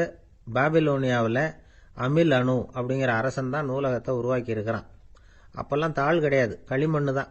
களிமண் பலகைகளில் எழுதி அதை தொகுத்து அப்படியே நூலாக்கி அதை நூலகத்தில் வச்சுருப்பாங்களாம். அரசருடைய நூலகத்தில் 1000த்துக்கும் மேற்பட்ட நூல்கள் இருந்ததாக வரலாற்று குறிப்பு இருக்குது. அது மட்டும் இல்லை, அந்த நூலகத்தில் பொருள் வாரியாக, அதாவது சப்ஜெக்ட் வாரியாக புத்தகங்களை வகைப்படுத்தி வச்சுருந்தாங்களாம். அதில் மிச்சம் இருந்த ஒரு 25 களிமண் பலகை புத்தகங்கள் இன்னைக்கும் பிரிட்டிஷ் அருங்காட்சியகத்தில் இருக்குதான். அச்சு தாள் இதெல்லாம் ஏற்பட்டதுக்கு அப்புறம் அமைக்கப்பட்டது தான் பிரான்சில் இருக்கக்கூடிய பாரிஸ் நூலகம். 1480 பிரெஞ்சு மன்னர் 11ஆம் லூயி இந்த நூலகத்தை அமைச்சாராம். ஆனால் அப்பெல்லாம் அரசர்கள் மட்டும்தான் நூலகத்தை பயன்படுத்த முடியுமா. அதுக்கப்புறம் 17ஆம் நூற்றாண்டில் இந்த முறை மாறி பொதுமக்கள் அங்கே போகலாம், படிக்கலாம் அப்படிங்கிற நிலைமை வந்துதான். போட்லியன் நூலகம் அப்படின்னு அதுக்கு பேர், பாரிஸ் நகரத்தில் இருக்குது. அங்கே தான் நூல்களின் பட்டியல் தயாரிப்பு பணி ஆரம்பமாச்சு. கல்வி வளர்ச்சியையும் நூலகத்தையும் இணைச்சவர் நெப்போலியன் போனபார்ட். முன்பணம் செலுத்தி புத்தகத்தை படிக்கிற முறையையும் அவர் தான் கொண்டுட்டு வந்தாராம். மக்கள்கிட்ட வசூலிக்கிற வரியின் ஒரு பகுதியை நூலகத்துக்கு பயன்படுத்தினவரும் அவர் தானா. நெப்போலியன் நூலகத்தில் உலகத்தில் உள்ள எல்லா மொழி நூல்களும் இருக்குதான். அங்கே ஒரு தமிழ் நூலும் இருந்திருக்குது. அது என்னன்னா கம்பராமாயணம். சோவியத் யூனியனுக்கு படையெடுத்து போனப்போ அங்கேருந்து லட்சக்கணக்கான புத்தகங்களை இந்த பனிச்சறுக்கு வாகனங்கள் இருக்குல்ல அதில் கொண்டுகிட்டு வந்ததாக வரலாறு. அடுத்தபடியாக குறிப்பிட்டு சொல்லத்தக்க நூலகம் எதுன்னா பிரிட்டிஷ் நூலகம். மிக பழைய கையெழுத்து பிரதியெல்லாம் கூட அங்கே இருக்குது. 1753 ஆரம்பமாச்சு. அதில் உள்ள நூல்களை வரிசையாக அடுக்கினா 180 கிலோமீட்டர் நீளத்துக்கு வருமா. மிகப்பெரிய நூலகம் அமெரிக்க தலைநகர் வாஷிங்டனில் இருக்குதான். இந்தியாவை பொறுத்த வரைக்கும் பெரிய பழைய நூலகம் எதுன்னா கல்கத்தா நூலகம். எல்லா இந்திய மொழி நூல்களும் இங்கே உண்டு. மகாகவி பாரதியார் நடத்தின இந்தியாங்கிற இதழின் எல்லா பிரதிகளும் அங்கே பாதுகாப்பாக இருக்குது. படிக்கும் பழக்கம் இங்கே வளர வேண்டியிருக்குது. ஒருத்தர்கிட்ட ஒரு புஸ்தகத்தை கொடுத்து விமர்சனம் எழுத சொல்லியிருந்தாங்க. கொஞ்ச நாள் கழித்து அவரை போய் பார்த்து, என்னங்க புஸ்தகத்தை படித்து பார்த்தீங்களா அப்படின்னு கேட்டாங்களாம். இதுக்கு அவர் சொல்லியிருக்கிறார், இன்னும் நான் படித்து பார்க்கலிங்க, இப்போ தானே விமர்சனமே எழுதி முடிச்சிருக்கிறேன், இனிமே தான் படிக்கணும் அப்படின்னாராம். ஒருத்தர் அவசரமாக போய்கிட்டு இருந்தார். எங்கே போய்கிட்டு இருக்கீங்க அப்படின்னு கேட்டார் ஒரு பெரியவர். கடைக்கு போகிறேன் சார், சாமான் வாங்கறதுக்கு அப்படின்னார். அங்கே போகிறதுக்கு முன்னாடி தெரிஞ்சிக்க வேண்டியதெல்லாம் தெரிஞ்சுக்கிட்டீங்களா அப்படின்னு கேட்டார் பெரியவர். கடைக்கு போய் காசை கொடுத்து ஒரு பொருளை வாங்கிட்டு வரப்போகிறோம், இதில் தெரிஞ்சிக்க வேண்டியது என்ன இருக்குது அப்படின்னார் அலட்சியமாக. இப்போ அந்த பெரியவர் பேச ஆரம்பித்தார். இந்த உலகத்தில் எந்த ஒரு செயலில் இறங்குறப்போவும் நாம் நல்லா ஆலோசனை பண்ண வேண்டிய விஷயம் 5 அப்படின்னார். உதாரணமாக, ஒருத்தன் கடைக்கு போய் ஏதோ ஒரு பொருளை வாங்கிட்டு வர போகிறான்னு வச்சுக்கோங்களேன். அப்போ கூட அவன் 5 விஷயங்களை பற்றி தெரிஞ்சுக்க வேண்டியிருக்குது அப்படிங்கிறார் அவர். முதல்ல அந்த பொருள் எப்படிப்பட்டது அப்படிங்கிறத தெரிஞ்சுக்கணும். ரெண்டாவதா தன்னை பற்றியும் தெரிஞ்சுக்கணும். அப்போ தான் அந்த பொருள் தனக்கு தேவையா இல்லையா அப்படிங்கிறத புரிஞ்சுக்க முடியும். மூணாவதா தெரிஞ்சுக்க வேண்டியது ஒன்று இருக்குது. அது என்னன்னா, அந்த பொருளை அடையறதுக்கு வழி என்ன அப்படிங்கிறத தெரிஞ்சுக்கணும். அதாவது எவ்வளவு பணம் கொடுத்தா அது கிடைக்கும், இது மாதிரியான விஷயங்கள். நாலாவதா அந்த பொருளை அடையிறது மூலமாக நாம் அடையக்கூடிய பயன் என்ன அப்படிங்கிறதையும் உணரணும். அஞ்சாவது, அந்த பொருளை அடையிறதுல இருக்கக்கூடிய தடை எது அப்படிங்கிறதையும் நாம் தெரிஞ்சுக்கணும். பெரியவர் பேசுறது ஏதோ தத்துவம் மாதிரி தெரியுது இல்லையா? தத்துவம் தான். அதாவது இப்படி உலகியல் வாழ்க்கையில் சின்ன சின்ன விஷயங்கள்லேயே நாம் 5 விஷயங்களை தெரிஞ்சுக்க வேண்டியிருக்குது. அது ரொம்ப அவசியமாக இருக்குது. பேரின்ப நிலைன்னு சொல்கிறாங்கல்ல, அது மாதிரி பெரிய சமாச்சாரங்கள்லேயும் இந்த 5 விஷயங்களை நாம் தெரிஞ்சுக்க வேண்டியிருக்குது. அதுக்கு பேர் என்னன்னா அர்த்த பஞ்சகம். வைணவ சமயத்தில் அர்த்த பஞ்சகம்ங்கிறது ரொம்ப பெரிய விஷயம். கடைக்கு போகிறது மாதிரி கடவுளை பார்க்க போகிறப்போ நாம் 5 விஷயங்களை தெரிஞ்சுக்கணுமா. முதல்ல பரம்பொருள் அப்படிங்கிறது என்ன, அதோட தன்மைகள் என்ன, இதை தெரிஞ்சுக்கணும். இதுக்கு பேர் என்னன்னா பரமாத்ம ஸ்வரூபம் அப்படின்னு பேர். ரெண்டாவது, நாம யாரு, நம்மோட தன்மை என்ன அப்படிங்கிறத தெரிஞ்சுக்கணும். நான் யாருன்னு எனக்கே தெரியலங்கிறப்போ இதை நான் சொல்றேன்னு இது என்னுடையதுன்னு சொல்றது தப்பு தானே. அப்புறம் மூணாவது விஷயம், பரம்பொருளை நாம் அடையறதுக்கு வழி எது, இது தெரிஞ்சுக்கணும். இது உபாய ஸ்வரூபம் அப்படின்னு பேர். நாலாவது விஷயம், நாம் அடைய வேண்டிய பயன்கள் என்ன அப்படிங்கிறத தெரிஞ்சுக்கிறது. இதுக்கு புருஷார்த்தம் அப்படின்னு பேர். அஞ்சாவது, அந்த பயனை அடைய விடாமல் தடுக்கிற தடைகள் யாவை அப்படிங்கிறத தெரிஞ்சுக்கிறது. இது விரோதி ஸ்வரூபம். இதைத்தான் தடையியல் அப்படின்னு சொல்றாங்க. அதாவது பரமாத்மாவை பற்றிய அறிவு, ஜீவாத்மாவை பற்றிய அறிவு, உபாயம் பற்றிய அறிவு, புருஷார்த்தம் பற்றிய அறிவு, இந்த 4 அறிவுக்கும் எதிரடையா, அதாவது அதையெல்லாம் தப்பா புரிஞ்சுக்கிறதால உண்டாகக்கூடிய அறிவு விரோதி ஸ்வரூபம். என்ன இது தகவலில் ஏதாவது கதை சொல்லுவீங்கன்னு பார்த்தா ஏதோ தத்துவம் பேசிக்கிட்டு இருக்கிறீங்களே அப்படின்னு நினைக்கலாம். இதுவும் தெரிஞ்சுக்க வேண்டிய ஒரு பெரிய விஷயந்தான். காதில் போட்டு வச்சா எப்போவாவது உபயோகப்படும். என்னுடைய நண்பர் ஒருத்தர் ஒரு நாள் என்கிட்ட சொன்னார், சார், அடுத்த மாதம் தஞ்சாவூரில் ஒரு கல்யாணம், போகிறதா வேண்டாமா அப்படின்னு ஒரே குழப்பமா இருக்கு அப்படின்னார். நான் உடனே இந்த அர்த்த பஞ்சக உபதேசம் பண்ண ஆரம்பித்தேன். அவர் எல்லாத்தையும் பொறுமையாக கேட்டுவிட்டு, சரி சார், நான் போகிறதுன்னு முடிவு பண்ணிவிட்டேன்னார்.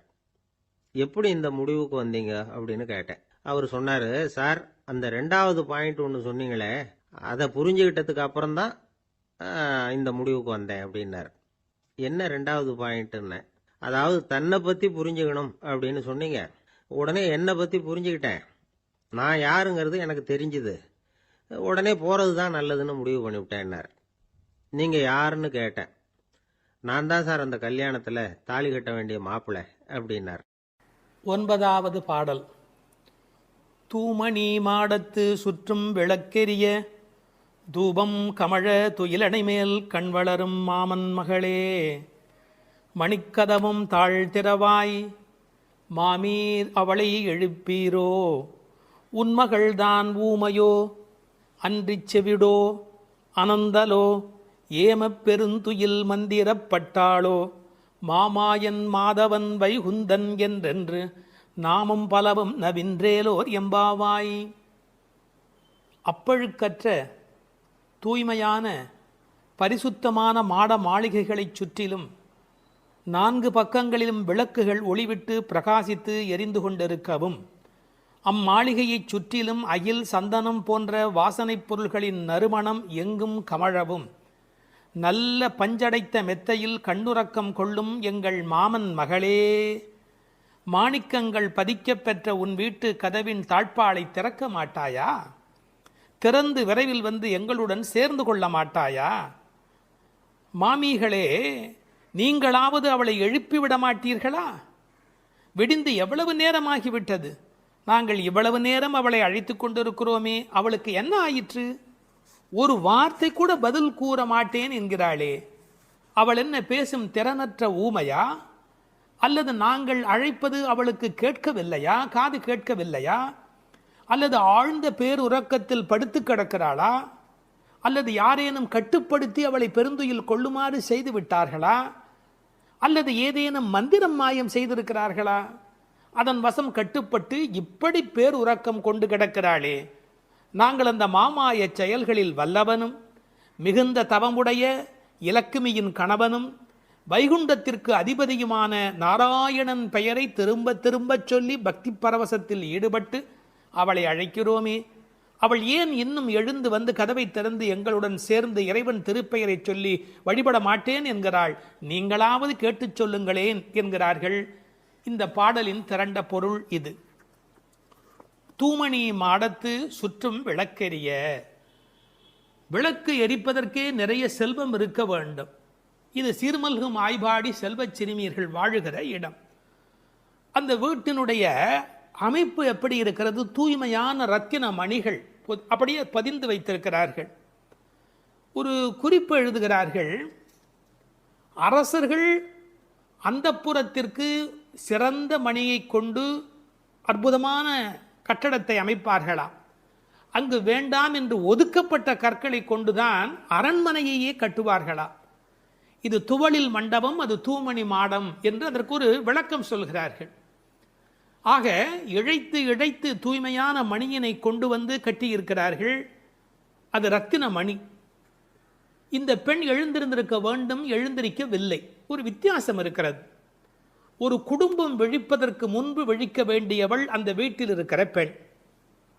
ஏனென்றால் ஆண் எழுந்தால் அவனை மட்டும்தான் சுத்தம் செய்து கொள்கிறார். பெண் எழுந்தால் அந்த வீடே சுத்தமாகிறது என்று ஒரு பொன்மொழி சொல்வார்கள். எனவே ஒரு பெண்ணாகி இருக்கிறவள் இப்படி உறங்கிக் கொண்டிருக்கலாமா? தூமணி மாடத்து சுற்றும் விளக்கெரிய. 4 புறங்களிலும் நல்ல விளக்கு எரிந்து கொண்டிருக்கிறது. அது மட்டுமல்ல, அகில் சந்தனம் போன்ற நறுமண புகை வீசுகிறது. தூபம் கமழ, செல்வச் செழிப்பு. துயிலணை மேல் கண் வளரும். அது தூங்குவதற்காகவே அமைக்கப்பட்டிருக்கிற ஒரு பெரிய மெத்தை. அதாவது அந்த மெத்தையை பார்த்தாலேயே வா வா வா வந்து படு என்று அழைப்பதை போல 5 விதமான சிறப்புகள் அமைந்திருக்கக்கூடிய பஞ்சனை அது. அதில் அழகு இருக்கிறது, மென்மை இருக்கிறது, குளிர்ச்சி இருக்கிறது, சுகம் இருக்கிறது. அப்படிப்பட்ட அருமையான அந்த பஞ்சனையின் மீது அவள் படுத்திருக்கிறாள். தமிழிலே தூங்குகிறார்கள் என்று சொல்ல மாட்டார்கள், கண்வளராய் என்று சொல்வார்கள், மங்களம் கருதி. ஏன்னால் தூங்கிவிட்டார் என்றால் அமங்கலமாகிவிடுமே என்பதற்காக கண்வளராய் என்று சொல்லை பயன்படுத்துவது வழக்கம். சின்ன வயதிலிருந்து குழந்தை கண் வளருது என்று ஒரு வார்த்தை சொல்வார்கள். அதில் ஒரு விஞ்ஞான குறிப்பே இருக்கிறது. உண்மையிலேயே கர்ப்பத்தில் குழந்தை தூங்குவதால் தான் வளருகிறது.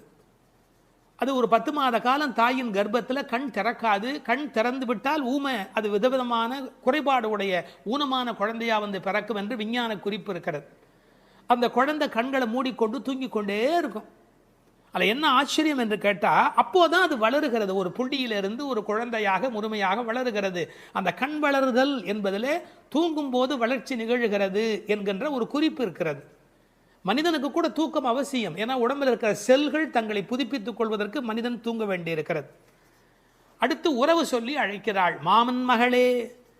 இவள் அந்தணகுல பெண் என்றாலும் ஆயர் குலமகளாக ஆகும் விருப்பத்தின் காரணமாக ஒரு சம்பந்தத்தை ஏற்படுத்திக் கொள்கிறாளாம். இதை உரையாசிரியர்கள் எழுதும் போது ஒரு அழகான வாக்கியமாக குறிப்பிடுகிறார்கள். திருவாய்ப்பாடியிலே ஒரு பிரகிருதி சம்பந்தம் தனக்கு உஜ்ஜீவன ஹேதுவாக ஆண்டாள் ஆசைப்பட்டபடி, அழகிய மணவாள பெருமாள் நாயனாருடைய வியாக்கியானத்திலே திருவாய்ப்பாடியிலே ஒரு பிரகிருதி சம்பந்தம் தனக்கு உஜ்ஜீவன ஹேதுவாக ஆண்டாள் ஆசைப்பட்டபடி மாமன் மகளே என்று உறவு சொல்லி அவள் அழைக்கிறாள். மணிக்கதவம் தாழ்த்திரவாய். அது உள்ளிருப்பது வெளியே தெரியும்படி அமைக்கப்பட்டிருக்கிற ஒரு வீடு. அவள் எப்படி தூங்குகிறாள் என்பது கூட வெளியே தெரிகிறது. அந்த கட்டில், அந்த மெத்தை, அந்த விளக்கு எரிகிறது. இந்த பாடலே மிக ரசமான ஒரு பாடல். திருப்பாவையில் 30 பாட்டு அழகு என்று சொன்னால் இந்த பாட்டுக்கு என்று தனியான ஒரு ரசனை உலகத்தில் தனியான ஒரு கூட்டமே உண்டு. மணிக்கதவம் தாழ்த்திரவாய், நீ வந்து திற.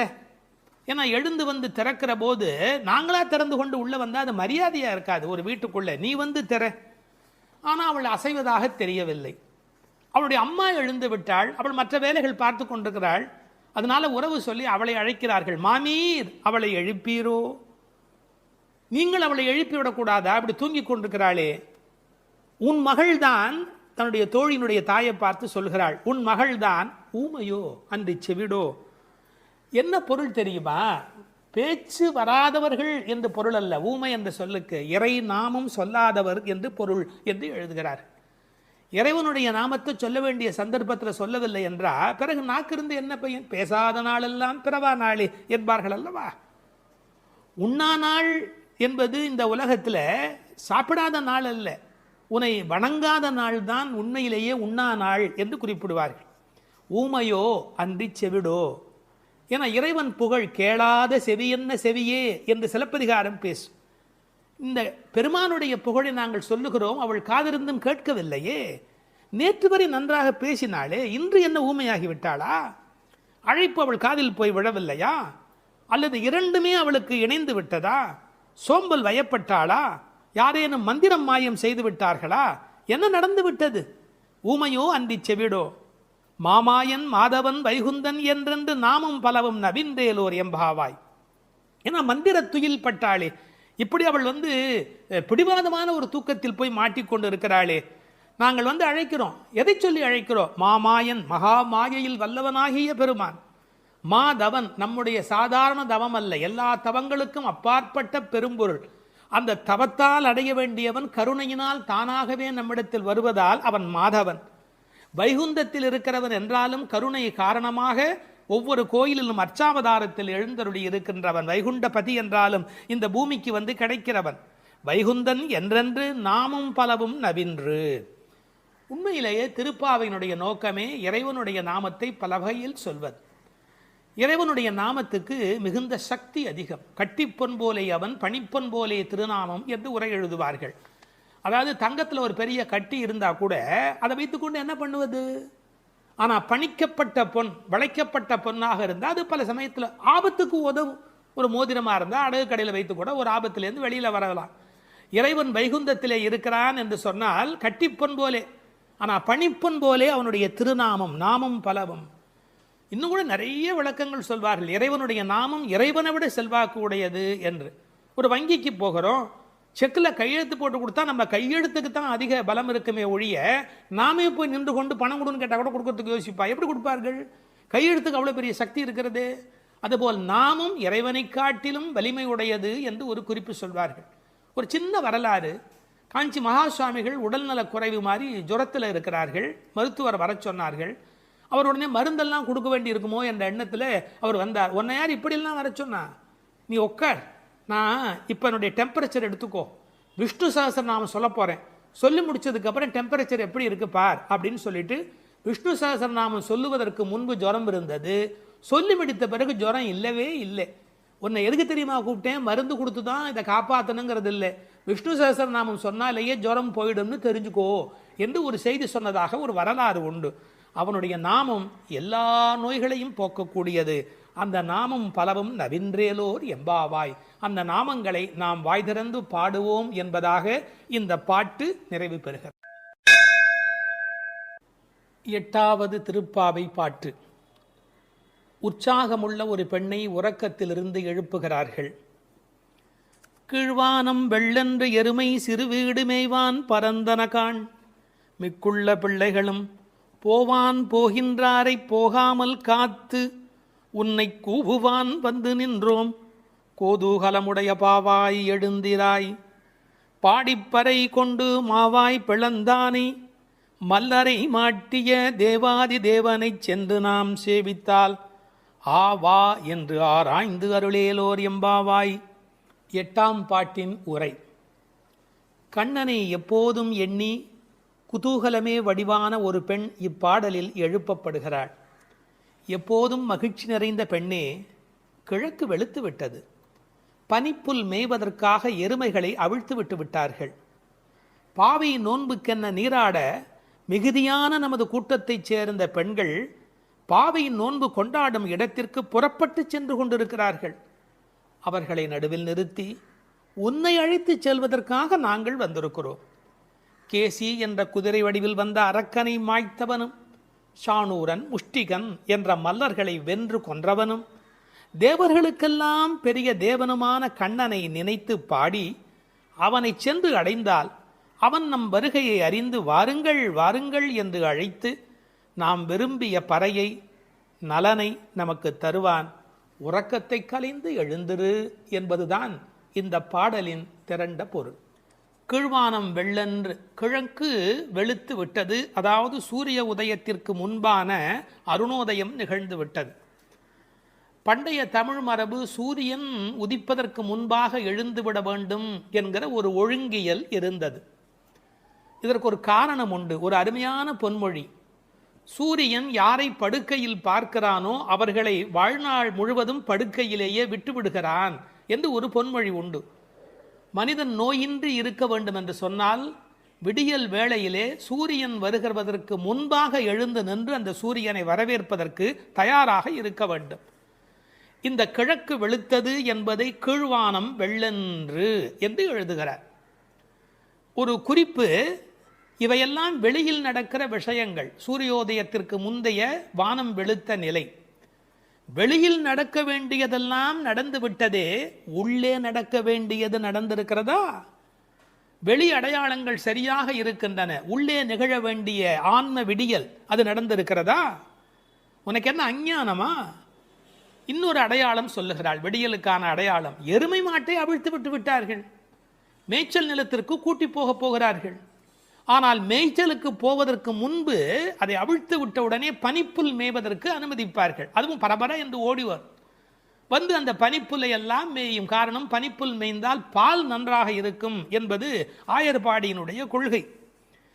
ஆண்டாள் அந்தணர் குலத்தில் பிறந்து வளர்ந்தாலும் கூட அவளுடைய இயல்பு ஆயர்பாடியின் உண்மைகள் அனைத்தையும் தெரிந்து வைத்திருக்கிறாள். எருமை சிறுவீடு மேய்வான், சிறுவீடு சின்னதாக விட்டிருக்கிறார்கள், முழுசா விட்டுடலை.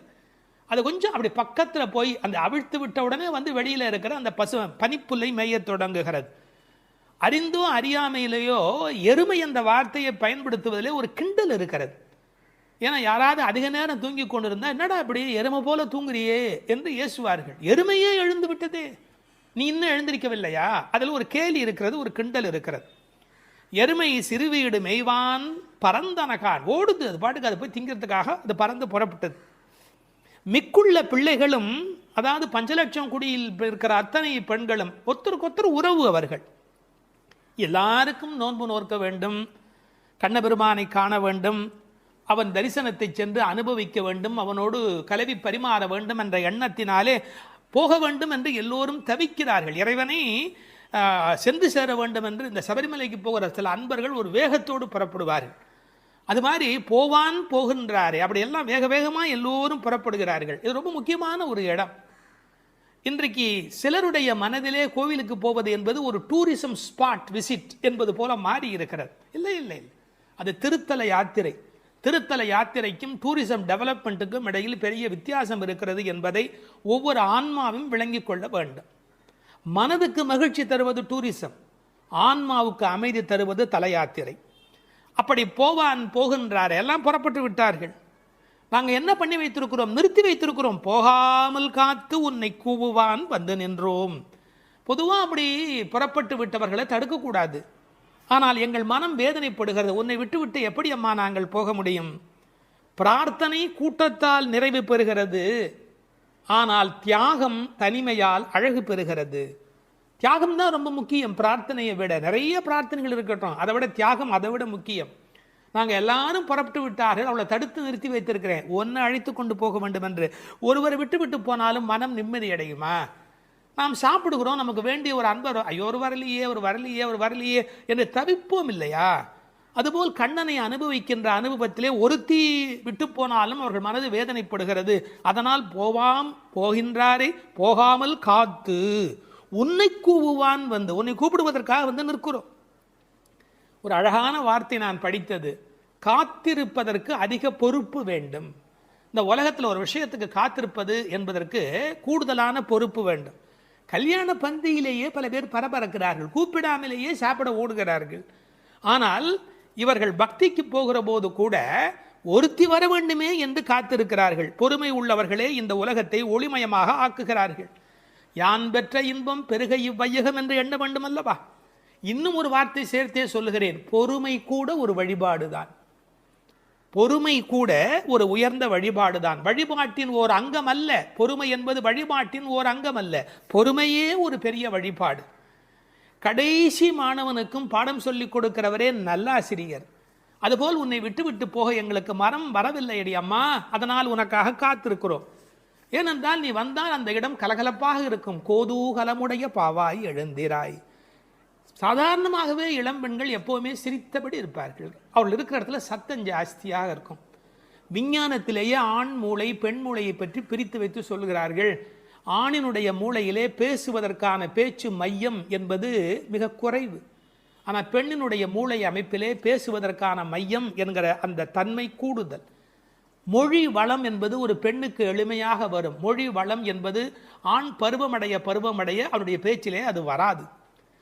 கோதூகலமுடைய பாவாய், எப்போதும் உற்சாகமாக இருக்கிறவள்.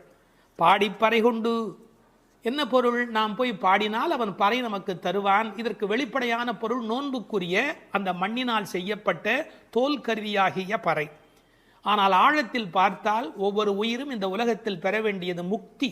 அந்த முக்தியை தரக்கூடிய பரம்பொருள் பரமாத்மா அவன். அதனால் அவனை பாடுவதால் நாம் பறை கொள்ளலாம். மாவாய் பிளந்தானே, குதிரை வடிவத்திலே ஒரு அரக்கன் வருகிறான். அவனுடைய வாய் பிளந்து அவனை கண்ணபெருமான் கொல்லுகிறான். மா விலங்கு, வாய் பிளந்தானே. இந்த திருக்குறளில் கூட ஒரு குறள் வரும், மயிர் நீப்பின் வாழா கவரிமா அன்னார். அதை கவரிமான்னு படிப்பார்கள். இல்லை இல்லை, மானா விலங்கு, பனிமலையில் இருக்கிற விலங்கு. அது ஒரு வகையான குதிரை, யாக். அது என்னன்னு கேட்டால், அதுக்கு மேலே இருக்கிற அந்த தோல் ரோமம் நீங்கி விட்டதுன்னு வச்சுங்க, அந்த குடில் அதால் வாழ முடியாது. மா என்பது ஒரு வகையான விலங்கு. மா வாய் பிளந்தானே மல்லரை மாட்டிய தேவாதி தேவனை. கண்ணனுடைய வாழ்க்கை முழுக்க பார்த்தா அசுரர்கள் வந்து கொண்டே இருக்கிறார்கள், மோதி மோதி சாகிறார்கள். முஷ்டிகன், சாணூரன், இந்த கண்ணபெருமானுடைய கதைகளையெல்லாம் இங்கே சொல்லுகிறாள். பக்தி உலகத்தினுடைய சிறப்பே தான் எதை விரும்புகிறோமோ அந்த பரமாத்மாவின் வரலாறுகளை பரிமாறி கொள்ளுதல். மல்லரை மாட்டிய தேவாதி தேவனை சென்று நாம் சேவித்தால், கடவுள் நம்மிடத்துல வருவதற்கு தயாராக தான் இருக்கிறார். ஆனால் நாம் அதுக்கு முன்னாடி நாம் அங்கே போய் நிற்கணும். நம்மளை பார்ப்பதற்கு அவர் தயாராக இருக்கிறார். நீ 4 அடி எடுத்து வைத்தால் 40 அடி எடுத்து வைப்பதற்கு, 4000 அடி எடுத்து வைப்பதற்கு கடவுள் தயாராகவே இருக்கிறார். உண்மை அது. ஆனாலும் ஒரு மரியாதை கருதி நாம் சென்று சேவிக்க வேண்டும். சென்று நாம் சேவித்தால் வா என்று ஆராய்ந்து அவர் நம்மளை வரவேற்பதற்கு தயாராக இருக்கிறார். அத அந்த அழகு பாருங்க, மாவாய் பிளந்தானே என்பதற்கு எதுகையா ஆவா என்று. அதாவது நீ வந்துட்டியா, வா ஆ வா என்று ஆராய்ந்து அருளேலோர் எம்பாவாய். மகிழ்ச்சியுடைய ஒரு பெண் அவளும் சேர்ந்து சென்றால் மட்டுமே இறை அனுபவம் என்பது பூரணமாகிறது. ஒருவரை கூட விட்டுவிடக்கூடாது என்று ஒரு உண்மையை புரிந்து கொள்ளவான். இந்த காலத்தில் தான் கோயிலில் ஒன்றை பார்க்க விட மாட்டேன், என்ன பார்க்க விட மாட்டேன், நான் ஒன்றை மறைப்பேன், நான் பெரிய விஐபி, இப்படி பலவிதமான மனோபாவங்களில் சுவாமி தரிசனம் மாறி போய் விட்டது. ஆனால் உண்மையான பக்திக்கு அடையாளம் வா நீ வந்து பார், வா நீ வந்து பார். ஆக எல்லோரும் வர வேண்டும் என்ற அந்த தவிப்பு இந்த பாசுரத்தின் மூலம் நமக்கு கிடைக்கிறது.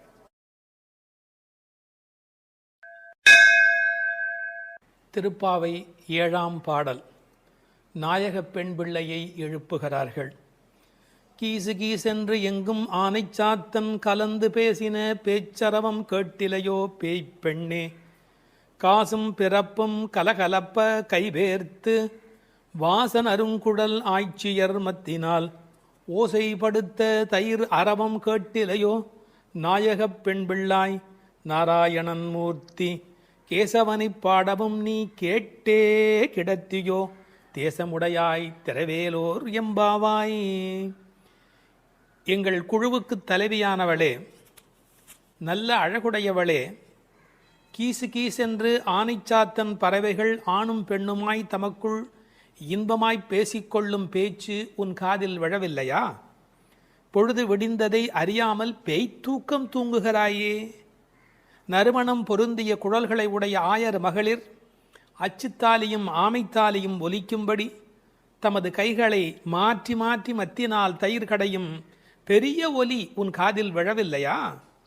உயிர்களின் உள்ளும் புறமும் நிறைந்துள்ள நாராயணன், அழகிய வடிவை உடையவன், நமது ஆயர்பாடியில் கண்ணனாக வந்து தன்னை கொல்ல வந்த கம்சன் விடுத்த கேசி என்ற அரக்கனை கொன்று கேசவன் என்று பெயர் பெற்றவன்.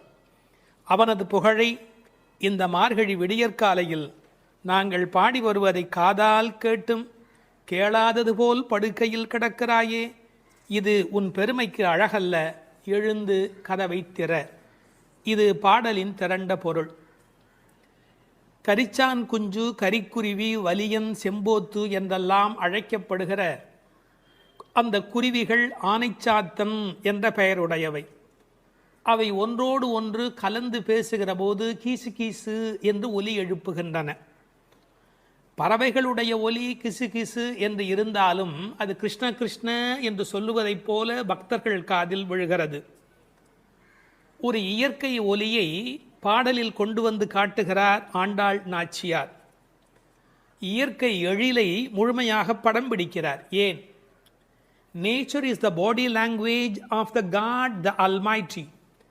கடவுளின் உடல் மொழி எது என்று கேட்டால் இயற்கைதான் கடவுளின் உடல் மொழி. இந்த உலகம் பல சப்தங்களால் ஆனது. ஆனால் நமக்கு எந்த சப்தம் வேண்டுமோ அதைத்தான் நாம் கிரகித்து கொள்ளுகிறோம். நமக்குரிய சப்தத்தை பிரித்தெடுப்பதுதான் வாழ்க்கையின் சூட்சமமே. வானொலி பெட்டியில் பாருங்கள், விதவிதமான அலைவரிசையில் பாடல் வரும், நாடகம் வரும், எத்தனையோ வரும், விளம்பரம் வரும். நீங்கள் எதை பிரித்து கேட்கிறீர்களோ அதுவே உங்களுக்குள் போகிறது. அதுபோல் பிரபஞ்சம் முழுவதும் பல்வேறு சப்தத்தால் நிறைந்திருந்தாலும் அவரவர்கள் அவரவருக்கு உரிய சப்தத்தை தான் எடுத்துக்கொள்ள முடியும். இந்த ஆனைச்சாத்தன் கலந்து பேசின பேச்சரவம் என்கிறாள். கணவன் மனைவி கூட பல வீட்டில் கலந்து பேசுவது இல்லை. ஆனால் இந்த பறவை பட்சிகளுடைய பண்பாடு காலையில் எழுந்தவுடன் மகிழ்ச்சியை வெளிப்படுத்துகின்றன. மனிதன் காலையில் எழுகிற போது மகிழ்ச்சியோடு எழ வேண்டும். நேற்று இரவு தூங்கினோம், அது ஒரு பெரிய விஷயம். இன்று காலை உயிரோடு எழுந்திருக்கிறோம், அதுவும் பெரிய விஷயம். அதனால் மகிழ்ச்சியோடு அந்த மகிழ்ச்சியை கடவுளுக்கு நன்றி சொல்வதைப் போல பறவை பட்சிகள் சப்தஜாலம் எழுப்புகின்றன. அவை பேசின பேச்சரவம் என்று ஒரு வார்த்தை பயன்படுத்துகிறார். பேச்சு என்பது தெளிவானது, அரவம் என்பது ஒலியை குறிப்பது, ஓசையை குறிப்பது. பெரிய சப்தத்துக்கு அரவம் என்று பொருள் வரும். இவர்கள் தனித்தனியாக பேசுகிறார்கள், மொத்தமாக கேட்கிற போது சப்தம் மட்டும்தான் கேட்கிறது. எதையுமே கூட்டமாக குழப்பிக்கொண்டால் நமக்கு புரிய போவதில்லை. கூர்ந்து தனியாக கவனித்தால்தான் பேச்சு கிடைக்கும், இல்லை என்றால் அரவம் தான் கிடைக்கும். பேசின பேச்சரவம் கேட்டிலையோ பேய்ப்பெண்ணே. இந்த பாடல்ல மோனை பேசின பேச்சரவம் கேட்டிலையோ பேய் பெண்ணே, அந்த பகரம் மோனையாக அமைந்திருப்பது ஒரு பெரிய அழகு. நீங்கள் உண்மையில் நல்ல விழிப்பில் இருந்தால், காலையில் மகிழ்ச்சியாக இருந்தால், பறவைகளின் குரல் மட்டுமல்ல, அவை தங்கள் சிறகுகளை சிலுசிலுப்பதை கூட நம்மால் கவனிக்க முடியும். அப்படி இவர்கள் அந்த ஆனைச்சாத்தனுடைய ஒலியை கேட்டு மகிழ்கிறார்கள். முதலிலே ஒன்றிரண்டு ஒலி எழுப்பியது, அதனால் கேட்கவில்லை என்று இந்த உள்ளே படுத்திருக்கிறவள் சொல்ல முடியும். அடி ஒன்று ரெண்டு அல்ல, இப்போது அரவம் பெரிதாக கூச்சல் போடுகிறதே, உனக்கு புரியவில்லையா என்ற அர்த்தத்தில் பேசின பேச்சரவம் என்றார்கள். இவள் உறக்கத்தை பேய்ப்பெண்ணே, பேய்போல் தூங்குகிறாயே என்று கேட்கிறார்கள். உண்மையிலே பேயாய் அலைகிறான் என்றுதான் சொல்வார்களே ஒழிய பேயாய் தூங்குகிறான் என்று சொல்ல மாட்டார்கள். ஒரே விஷயத்தில் தீவிரத்தன்மை காட்டுகிற போது என்ன இப்படி பேய் மாதிரி அலையறே என்று பேசுவது வழக்கம். இவள் தீவிரத்தன்மையினாலே, கண்ணன் மீது கொண்ட காதலினாலே இப்படி கிடக்கிறாளா, அல்லது தமஸ் என்கிற தாமத குணத்தின் காரணமாக இப்படி கிடக்கிறாளா? இது ஒரு பெரிய கேள்வி. சில பேர் ஒரு கோயில் குடமுழுக்குக்கு வேலை செய்வார்கள், பேயாக வேலை செய்வார்கள். அந்த குடமுழுக்கு வெற்றி பெறுவதற்கு வேண்டிய வகையில் அல்லும் பகலும் பாடுபட்டு கொண்டே இருப்பார்கள். குடமுழுக்கு வேளையில் போய் தூங்கி விடுவார்கள். இந்த உழைத்த களைப்பு காரணமாக அந்த கும்பாபிஷேகம் நடக்கிற போது போய் தூங்கி விடுவார்கள். அப்படி ஒருவேளை இன்றைக்கு நோன்புக்கு போகிறோமே, நீ இப்படி தூங்கலாமா? நாயக பெண்பிள்ளாய் முதலில் பேய்ப்பெண்ணே என்று அழைத்தவர்கள் பின்னாலே நாயக பெண்பிள்ளாய் தேசமுடையாய் என்று அழைக்கப் போகிறார்கள். பேய் என்றவுடன் தாழ்வாய் நினைத்துவிட வேண்டாம். பேயனாய் ஒழிந்தேன் எம்பெருமானுக்கே யானும் ஒரு பேயனே என்று குலசேகர ஆழ்வார் அருமையாக அதை வேறு ஒரு கோணத்தில் பாடி காட்டுகிறார். இவர்களை எழ ஒட்டாதபடிக்கு செய்வது எது என்றால், அந்த கண்ணன் மீது கொண்ட அளவற்ற காதல் அல்லது பிரேமை ஒரு காரணமாக இருக்கலாம்.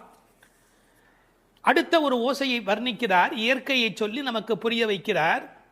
பெண்கள் தயிர் கடைகிறார்கள். அந்த பெரிய ஆய்ச்சிமார்கள் தயிர் கடைகிற போது அவர்கள் கழுத்தில் அணிந்திருக்கிற தாலி, அதுவும் காசும் பிறப்பும் கலகலப்ப கைவேர்த்து, அச்சுத்தாலி ஆமைத்தாலி என்பார்கள். இதை கொஞ்சம் புரிந்து கொள்வது கடினம். இளம் வயதிலிருந்தே பெண்களுக்கு தங்க காசு கொடுத்து கொண்டே வருவார்கள். அந்த தங்க காசு தான் பெண்ணுக்கு உண்மையிலேயே மிகப்பெரிய சீதனம். அவர்களுக்கு தங்கத்தின் மூலம் சேமிப்பு நிகழும். தங்கள் சேமிப்பை காசாக்கி கையிலே வைத்திருப்பார்கள். திருமணமாகி அடுத்த வீட்டுக்கு போகிற போது அவர்களுக்கு ஆமைத்தாலி, கொஞ்சம் புடைத்த மாதிரி 2 உருண்டையாக இருக்கும், அதற்கு ஆமைத்தாலி என்று பெயர். அந்த காசும் பிறப்பும் அது ரெண்டையுமே கழுத்திலே கோர்த்து போட்டிருப்பார்கள். மஞ்சள் கயிற்றில் இந்த காசையும் மாட்டிக்கொள்வார்கள். அதன் பிறகு இந்த ஆமைத்தாலி என்கின்ற அந்த உருண்டையான தாலியையும் மாட்டிக்கொள்வார்கள். அப்படி தயிர் கடைகிற போது ரெண்டும் ஒன்றோடு ஒன்று மோதி ஒரு பெரிய ஒலியை எழுப்புகிறது. என்ன டிராமாட்டிக்காக அதை கொண்டு வந்து நம்முடைய கண் முன்பாக காட்டுகிறாள் பாருங்கள். கண் முன்பாக அந்த காட்சி படப்பிடிப்பு போல வந்து நிற்கிறது. காலையில வெண்ணெய் கடைகிறார்கள். ஏன் தெரியுமா? வெயில் ஏறி விட்டால் வெண்ணெய் உருகிவிடும். கண்ணனும் விட்டு வைக்க மாட்டார். எனவே அதிகாலையிலே கடைய வேண்டும் என்று வெண்ணெய் கடைகிறார்கள். பகவான் ராமகிருஷ்ணர் ஓர் உதாரணம் சொல்லுகிறார். வெண்ணெய் கடைகிறவர்கள் விடியற்காலையில் கடைவார்கள். காரணம், வெயில் வந்து விட்டால் வெண்ணெய் இளகிவிடும். அதுபோல் பக்தி வர வேண்டிய வயது இளம் வயது. உங்களுக்கு வயதாகிவிட்டால் உலகத்தின் வெப்பத்தில் அது உருகி ஓடிவிடும். எனவே இளம் வயதில் பக்தி வெண்ணெய் திரள வேண்டும். காலையில் மோர் கடைவது தயிர் கடைவது போலே என்று பகவான் ராமகிருஷ்ணர் ஒரு கருத்து சொல்வார். கை பேர்த்து கடைய முடியல, மலை மாதிரி வெண்ணெய், பார்க்கடல் மாதிரி பானை, எவ்வளவு நேரம் அந்த மத்தை போட்டு உருட்டி கொண்டே இருக்கிறது. கை மாற்றி கை பேர்த்து. காலையிலேயே இந்த பெண்கள் தலையில் பூச்சூடி இருக்கிறார்கள். இவர்கள் குழலுக்கே வாசம் இருக்கிறது. வாசனரும் குழலாய்ச்சியர் மத்தினால் ஓசைப்படுத்த தயிர் அரவம் கேட்டிலையோ. அந்த ஓசையிலே ஒரு அழகு இருக்கிறது. பித்தகோரஸ் கொல்லர் பட்டறையிலே ஏற்படுகிற ஒலியை வைத்துக்கொண்டு அந்த இரும்பின் அடர்த்தி என்ன என்று சொல்ல முடியும் என்று சொல்கிறார். அடர்த்தியான இரும்பு வர வர அதை தட்டுகிற அந்த ஒலி ஓசை மாறிக்கொண்டே போகும் என்று சொல்லுகிறார். ஒலி அழகை பற்றி மகாகவி பாரதி ஒரு மனிதனை ஒலியும் ஓசையும் என்ன பாடுபடுத்துகிறது என்பதை குறிப்பிடுகிறார். காணப்பறவை கலகலமெனும் ஓசையிலும், காற்று மரங்களிடை காட்டும் இசைகளிலும், ஆற்று நீரோசை அருவி ஒலியினிலும், நீலப் பெருங்கடல் என் நேரமுமே தான் இசைக்கும் ஓலத்திடையே உதிக்கும் இசையினிலும், மானுட பெண்கள் வளரும் ஒரு காதலினால் ஊனுருக பாடுவதில் ஊரிடும் தேன் வாரியிலும், ஏற்ற நீர்ப்பாட்டின் இசையினிலும் நெல்லிடிக்கும் கோற்றொடியார் குக்குவென கொஞ்சும் ஒலியினிலும் சுண்ணமிடிப்பாதம் சுவை மிகுந்த பண்களிலும் பண்ணை மடவார் பழகு பல பாட்டினிலும் வட்டமிட்டு பெண்கள் வளைக்கரங்கள் தாமொலிக்க கொட்டி இசைத்திடுமோர் கூட்டமுத பாட்டு கோரஸ் கூட்டமுத பாட்டினிலும் வேயின் குழலோடு வீணை முதலாம் மனிதர் வாயினிலும் கையாலும் வாசிக்கும் பல்கருவி நாட்டினிலும் காட்டிலும் நாளெல்லாம் நந்தொலிக்கும் பாட்டினிலும் நெஞ்சை பறிகொடுத்தேன் பாவினான் என்று மகாகவி பாரதி பாடுகிறார். இசையினுடைய வலிமை அது. அப்படி ஓசைப்படுத்த தயிரரவம் கேட்டிலையோ, நாயகப் பெண் பிள்ளாய் நீ எங்கள் தலைவியாயிற்றே. நாராயணன் மூர்த்தி எப்பேற்பட்ட வலிமையுடையவன், எப்பேற்பட்ட பெருமையுடையவன் எம்பெருமான். அந்த எம்பெருமான் திருப்பெயரையும் கல்யாண குணங்களையும் பேசுவதுதான் பாசுரத்தினுடைய நோக்கமே. கேசி என்கிற ஒரு அரக்கனை வென்றவன், அதனால் கேசவன் என்கிற பெயரை பெற்றவன். கேசவனை பாடவும் நீ கேட்டே கிடத்தியோ. ராமாவதார காலத்திலே கரதூஷண வதம் முடிந்தவுடனே சீதை ஓடி வந்து கட்டிக்கொள்கிறாள். அப்படி கேசிவதம் நிகழ்ந்தது என்று சொன்ன உடனே நீ கண்ணனை கட்டிக்கொள்வதற்கு எழுந்து வருவாய் என்று பார்த்தால், நல்லவேளை கண்ணனுக்கு ஆபத்து இல்லை என்று நெஞ்சை பிடித்து கொண்டு தூங்குகிறாயா? கேசவனை பாடவும் நீ கேட்டே கிடத்தியோ. கேசமுடையாய், இதான் பெண்களுடைய இயல்பு. எவ்வளவுதான் பெண்கள் மாறினாலும் அடுத்த பெண்ணினுடைய கூந்தல் எவ்வளவு நீளம் என்பதை பற்றி யோசிப்பார்கள். கேசமுடையாய் திரவேலோர் எம்பாவாய் என்று இந்த பாசுரம் நிறைவு பெறுகிறது. ஒரு சிறு திருத்தம். தேசமுடையாய் என்றும் ஒரு பாடம் உண்டு. கேசமுடையாய் என்பதை விட தேசமுடையாய் என்ற பாடல் வரியிலே பொருள் ஆழம் சுவை கூடுதலாக இருக்கிறது என்று கருதுவதற்கு இடமுண்டு. காரணம், அவள் அழகான கூந்தலை உடையவள் என்ற பொருளிலே ஒன்றிரண்டு பதிப்புகளிலே கேசமுடையாய் என்கிற பாடம் இருக்கிறது. ஆனால் தேசமுடையாய் என்ற சொல்லுக்கு பொருள் ஒளியுடையவளே என்பது பொருள். ஒரு பெண்ணை வர்ணிக்கிற போது ஒளிதான் பிரதானம், பொன்னின் ஒளி பூவின் வெறி என்று சீதா பிராட்டியாரை கவி சக்கரவர்த்தி கம்பன் வர்ணிக்கின்றார். கண்ணனுடைய நினைப்பில் எப்போதும் ஒளி உடையவளாக விளங்குகின்றாள் என்ற பொருளிலே தேசமுடையாய் என்கிற பாடம் சுவையான, அழுத்தமான, ஆழமான, பெரும்பகுதி பதிப்புகளில் காணப்படுகிற பாடம் என்பதையும் சொல்லிக்கொள்ள விரும்புகிறேன். வணக்கம். வேதம் அனைத்துக்கும் வித்தான திருப்பாவையின் 6வது பாடல். இது பாடல் தொடங்கி திருப்பள்ளி எழுச்சியாக அமைகிறது. உறங்குகிற பெண்ணை வெளியில் இருக்கிறவள் எழுப்புவது போல பாடலின் அமைப்பு முறை. விடிந்தது என்பதற்கான அடையாளங்கள் சொல்லி எழுப்புகிறார்கள். புள்ளும் சிலம்பினகான் புள்ளரையன் கோயிலில் வெள்ளை வெளிசங்கின் பேரரவம் கேட்டிலையோ. பிள்ளாய் எழுந்திராய் பேய் முலை நஞ்சுண்டு கள்ளச்சகடம் கலக்கழிய காலோச்சி. வெள்ளத்து அரவில் துயில் அமர்ந்த வித்தினை உள்ளத்து கொண்டு முனிவர்களும் யோகிகளும் மெல்ல எழுந்து ஹரி என்ற பேரரவம் உள்ளம் புகுந்து குளிர்ந்தேலோர் எம்பாவாய். முன் அனுபவம் ஏதுமில்லாத கன்னிப்பெண்ணே, இன்னும் உறங்குகிறாயே? விடியலை முன்னே அறிந்து கொள்ளும் இயல்புடைய பறவைகளும் கூட எழுந்து ஓசை எழுப்பி இறை தேட புறப்பட்டு விட்டனவே, அது உனக்கு தெரியவில்லையா? பறவைகளுக்கு அரசனான கருடனை வாகனமாக கொண்ட திருமால் திருக்கோயிலிலே வெண்மை நிறமுள்ள சங்கு தன் ஒலி எழுப்பி அழைக்கின்ற பேரோசை உன் காதில் விழவில்லையா? பெண் பிள்ளையே, விரைவில் படுக்கையை விட்டு எழுந்திரு. முன்பு தன் தாய் யசோதை வடிவில் முலைக்காம்பில் நஞ்சையே தீட்டிக் கொண்டு வந்து கண்ணனுக்கு வஞ்சகமாக பாலூட்ட கருதினாளே பூதனை. அவளிடம் பால் பருகுவது போல முலையுண்டு அவள் உயிரையும் உண்டானே கண்ணன். முன்பு கள்ளத்தனமாக சக்கரமாக அவன் முன் தோன்றினானே சகடாசுரன். அவனை தன் திருவடிகளை உயர்த்தியே உதைத்து அவன் கலக்கம் அடைந்து அழிந்து போனானே அந்த கண்ணன். திருப்பார்கடலிலே அமைந்திருக்கும் ஆதிசேஷன் என்னும் பாம்பின் மேல் அரிதுயில் கொண்டிருக்கிறானே அந்த கண்ணன். இவ்வுலக உற்பத்திக்கு மூல காரணமான அந்த கண்ணனை தம் உள்ளத்திலேயே இடைவிடாது தியானித்து கொண்டிருக்கும் முனிவர்களும், இறைவனை எளிதில் அடையும் யோகம் போன்ற உபாயங்களையும் செய்து கொண்டிருக்கும் யோகியர்களும் அலுங்காது அசையாது மெதுவாக நிதானமாக எழுந்து ஹரி ஹரி என்று திருமாலை எண்ணிப்பாடும் பேரோசை உன்னுடைய காதுகளில் கேட்கவில்லையா? ஆனால் இவ்வோசைகள் எல்லாம் எங்கள் செவி வழி புகுந்து உள்ளத்திற்கு குளிர்ச்சி தருகின்றனவே. இந்த அனுபவத்தை எங்களுடன் பகிர்ந்து கொள்வதற்காகவாவது நீ எழுந்து வரமாட்டாயா? இது பாடலின் திரண்ட பொருள். புள்ளும் சிலம்பினகான் புள்ளரையன் கோயிலில். புள்ளும் சிலம்பினகான் என்பது இயற்கையின் அழைப்பு. காலையிலே பறவைகள் ஒலி எழுப்புகின்றன. இதில் புள்ளும் என்றால் அந்த உம்மை சிறப்பு உம்மை. காலை பொழுது எப்படி விடுகிறது என்றால் கோழி கூவுது என்று ஒரு வார்த்தை சொல்வார்கள். மனித வாழ்க்கை இயற்கையோடு கலந்து நிற்கக்கூடிய தனித்த சிறப்புடையது. அது காலையில் இறை தேடுவதற்கு புறப்படுவதற்கு முன்பாக ஒலி எழுப்பி அதன் பிறகு புறப்படும். இறை தேடும் போதே இறை தேடு என்பதுதான் மனிதனுக்கும் விலங்குக்கும் இருக்கிற வித்தியாசம். அதனால் இறை தேடி அது எழுப்புகிற ஒலியை கேட்ட மாத்திரத்தில் இறை தேடி வல்லினரா இறை தேடி நாம் அந்த பெருமானை நினைக்க வேண்டாமா என்ற அர்த்தத்தில் புள்ளும் சிலம்பின என்றாள். தமிழிலே சிலம்புதல் என்றால் ஒலி எழுப்புதல் என்று பொருள். அதிகாலை எழுவதை மனிதன் பறவைகளிடமிருந்து கற்றுக்கொண்டான் என்கிறார்கள்.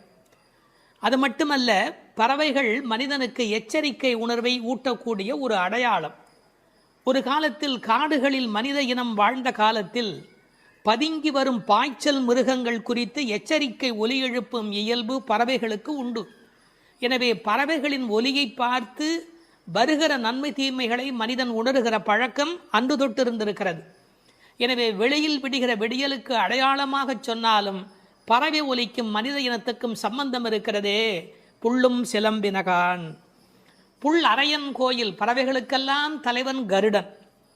அந்த கருடன் கோயிலிலே, அதாவது திருமாலுடைய திருக்கோயிலிலே சங்கு ஒலி எழுப்பி அழைக்கிறார்களாம். வெள்ளை வெளிசங்கின் பேரரவம் கேட்டிலையோ. வெள்ளை வெளிசங்கு அது ரொம்ப தூய்மையான சங்கு. வெறும் நிறம் மட்டுமல்ல, அது எல்லா வகையிலுமே தூய்மையுடைய ஒன்று, வெண்மையுடைய ஒன்று. அது அழைப்பதற்காகவே பயன்படுத்தப்படுவதாலே வெளிசங்கு கோயிலிலே நடை திறந்து விட்டது, மக்கள் வரலாம் என்பதற்கான அறிவிப்பு சங்கொலியின் மூலம் அந்த ஊருக்கு தெரிவிக்கப்படுகிறது. எனவே கோயில் அழைப்பு வந்துவிட்டதே, நீ எழுந்திருக்க வேண்டாமா? பேரரவம் கேட்டிலையோ. பறவையின் சப்தம் கூட சின்ன சின்னதாக போயிருக்கலாம். இது எத்தனை பெரிய ஒலி, சங்கு ஒலி எழுப்புகிறார்களே, ஊருக்கே கேட்க வேண்டும் என்று எழுப்புகிறார்களே, உனக்கு தெரியவில்லையா? சங்குக்கும் ஆண்டாளுக்கும் இடையில் இருக்கிற தொடர்பு நாச்சியார் திருமொழி நன்கு படித்தவர்களுக்கு தெரியும். கற்பூரம் நாருமோ கமலப்பூ நாருமோ திருப்பவளச் செவ்வாய்தான் தித்தித்திருக்குமோ, மறுப்பொசித்த செங்கண்மால் வாய்ச்சுவையும் நாற்றமும் விருப்புற்று கேட்கின்றேன் சொல்லாழி வெண்சங்கே என்று சங்கரை பாராட்டி மகிழ்ந்தவள் ஆண்டாள் நாச்சியார். எனவே வெள்ளை வெளிசங்கு அதற்கு என்ன பெருமை என்றால், ஓங்கார ஒலி எப்போதும் சங்கிலே காதில் வைத்தால் கேட்டுக்கொண்டே இருக்கும். நமக்கு ஒரு ஆச்சரியம், கண்ணனாகிய கடவுள் குடியிருக்கிற ஊரில் வேறு ஒரு கோயிலா? கோயில் அழைப்பு என்றால் ராமாயணம் படிக்கிற போது ராமன் நாராயணனை போய் வணங்கி வந்த செய்தி இருப்பதைப் போல கண்ணன் ஊரிலும் திருமால் கோயில் இருந்திருக்கிறது. இதில் புறவிடியல் பற்றி பேசினாலும் உண்மையில் அகவிடியலை பற்றி நாம் சிந்திக்க கடமைப்பட்டிருக்கிறோம். இதெல்லாம் காலை நேரத்து அடையாளங்கள். ஆன்மீக விடியல் என்பது ஏற்பட வேண்டும் என்றால் அறியாமை, இருட்டு போக வேண்டும். நீங்கள் இருட்டை விரட்டிவிட முடியுமா? இந்த உலகத்தில் என்ன முயன்றாலும் இருட்டை விரட்ட முடியுமா? ஒரே ஒரு வேலை இருக்கிறது, ஒரு வெளிச்சத்தை நிறுவுவதுதான் மனிதன் செய்ய வேண்டிய வேலை. எல்லாரும் உட்கார்ந்து கொண்டு இருட்டே போ இருட்டே போ இருட்டே போ என்றால் போகாது. ஆனால் ஒரு விளக்கை ஏற்றி வைத்தால் இருட்டு காணாமல் போய்விடும். அதுபோல் நம்முடைய அஞ்ஞானம், அறியாமை என்ற மன இருள் நீங்க வேண்டுமென்றால் நாராயணன், இறைவன், பரம்பொருள் என்ற ஒற்றை விளக்கு நமக்கு போதுமானது. அதை சொல்லிவிட்டு பிள்ளாய் எழுந்திராய் என்கிறார். பெண் பிள்ளைகளை ஏ பிள்ளை என்று அழைப்பது தமிழ் மண்ணிலே இருக்கிற ஒரு மரபு. என்ன பிள்ளை இப்படி பேசிக்கிட்டே இருக்கிறியே அப்படிம்பாங்க. அது சிறு பிள்ளைகளை சொல்லுகிற வழக்கம் உண்டு. பிள்ளாய் எழுந்திராய்.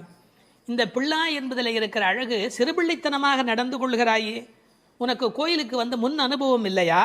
இந்த சபரிமலைக்கு போகிற போது கன்னிசாமி என்று அழைத்து கொண்டு போவார்கள். எல்லாரும் எழுந்திருக்கிற நேரத்தில் அவர் எழுந்திருக்க மாட்டார், அந்த முறையாக பூஜைகளை கலந்து கொள்ள மாட்டார். கன்னிசாமி அவருக்கு விவரம் தெரியல என்று எல்லோரும் சொல்வார்கள். இந்த பிள்ளை எழுந்திருக்கவில்லை, பிள்ளாய் எழுந்திராய் என்றார். அவள் எழுந்திராமைக்கு காரணம் சோம்பல் மட்டுமல்ல, சோம்பலை தாண்டி இன்னொன்றும் இருக்கலாம். என்ன? கிருஷ்ண மயக்கம் என்றும் காரணமாய் இருக்கலாம். மிக முதிர்ந்த நிலை ஒரு காரணமாய் இருக்கலாம். அவளுக்கு அதிர்ச்சி உண்டாகும்படியாக எழுப்புவதற்கு உரிய கண்ணபெருமானுடைய வரலாறுகளை சொல்லுகிறார்கள். பேய்முலை நஞ்சு உண்டு பூதனே என்ற ஒரு அரக்கி தாய்முலைப்பாலில் அமுதிருக்க தவழ்ந்து தளநடை இட்டு சென்று பேய் முலைவாய் வைத்து நஞ்சு உண்டு பித்தன் என்றே பிறர் ஏச நின்றாய். திருமங்கையாழ்வார் பாடுகிறார். அதாவது தாயிடத்தில் அமுது உண்ணாமல் பேயிடத்தில் போய் உண்டு அவளுக்கு மேலே போவதற்கான வழிமுறையை செய்த பூதனையினுடைய வரலாறு, அரக்கியின் வரலாற்றை சொல்லுகிறார். அடுத்து இன்னொரு வரலாறு, கள்ளச்சகடம் கலக்கழிய காலோச்சி. கள்ளச்சகடம், சகடாசுரன் என்ற ஒரு அசுரன் வஞ்சனையான வடிவத்தில் சக்கரமாய் வருகிறான். அப்போது பெருமான் என்ன செய்தார்? தம் கால்களாலே எட்டி உதைத்தார். தன்னை நேடி வந்த ஆபத்தை அவர் விரட்டுகிறார். என்ன நயம் சொல்வார்கள் தெரியுமா? பெருமாளுடைய திருவடி நம்முடைய கஷ்டத்தை போக்குகிறது என்பதையும் தாண்டி பெருமாளின் துன்பத்தையே போக்கக்கூடியது. இப்படிலாம் அர்த்தம் சொல்லலாமா என்று கேட்பார்கள். உயர்வர உயர்நலம் உடையவன் எவனவன், மயர்வர மதிநலம் அருளினன் எவன் அவன். இந்த பாசுரத்திலே துயரரு சுடரடி என்று ஒரு வாசகம் வரும். அந்த துயரரு சுடரடி என்பதற்கு வியாக்கியானம் செய்த பெருமக்கள் நம்முடைய துயர் என்று கூட அர்த்தம் செய்ய வேண்டிய அவசியமில்லை. பக்தனுக்கு அனுகிரகம் பண்ணுவதற்கு திருவடி இருந்தும் பக்தன் தன்னிடத்தில் வந்து அதை பெறாத போது பகவான் துயரமுறுகிறான். தாய் தன்னுடைய முலைப்பாலை தரையிலே பீச்சுமா போல அருளை அவன் பக்தர்களுக்கு வழங்குகிறான் என்று எழுதினார்கள். எனவே பெருமானுடைய திருவடி பெருமானுடைய துன்பங்களையே நீக்கியது என்றும் பொருள் கொள்ளலாம். மனிதர்களுக்கு ஒவ்வாதது ரெண்டு காரம், ஒன்று அகங்காரம், மமகாரம். அப்படி தோன்றிய அசுரர்களை அவன் அழித்திருக்கிறான். வெள்ளத்தரவில் துயிலமர்ந்த வித்து, இந்த உலகத்துக்கெல்லாம் மூலமான வித்து. நல்ல தண்ணீர் நனைத்துதான் விதையை நடுவார்கள். இவன் வெள்ளத்து அரவில் பார்க்கடலிலே பாம்பிலே படுத்திருக்கிறான். வெள்ளை வெள்ளத்தின் மேலொரு பாம்பின் மிசை கள்ள நித்திரை கொள்ளும் பரமன் என்பார்கள். நீர் குளிர்ச்சி, பாம்பு குளிர்ச்சி, அந்த குளிர்ச்சிக்கு மேல் குளிர்ச்சியாக கண்ணபெருமானுடைய தோற்றம் குளிர்ச்சி. முதல் தனி வித்தேயோ என்று நம்மாழ்வார் பாடுவார். ஆலமர் வித்தின் அரும் குரலன் என்று கம்பர் பாடுவார். விச்சி இன்றி விளைவது இல்லை என்று பிரகலாதனுடைய சரித்திரத்தை பாட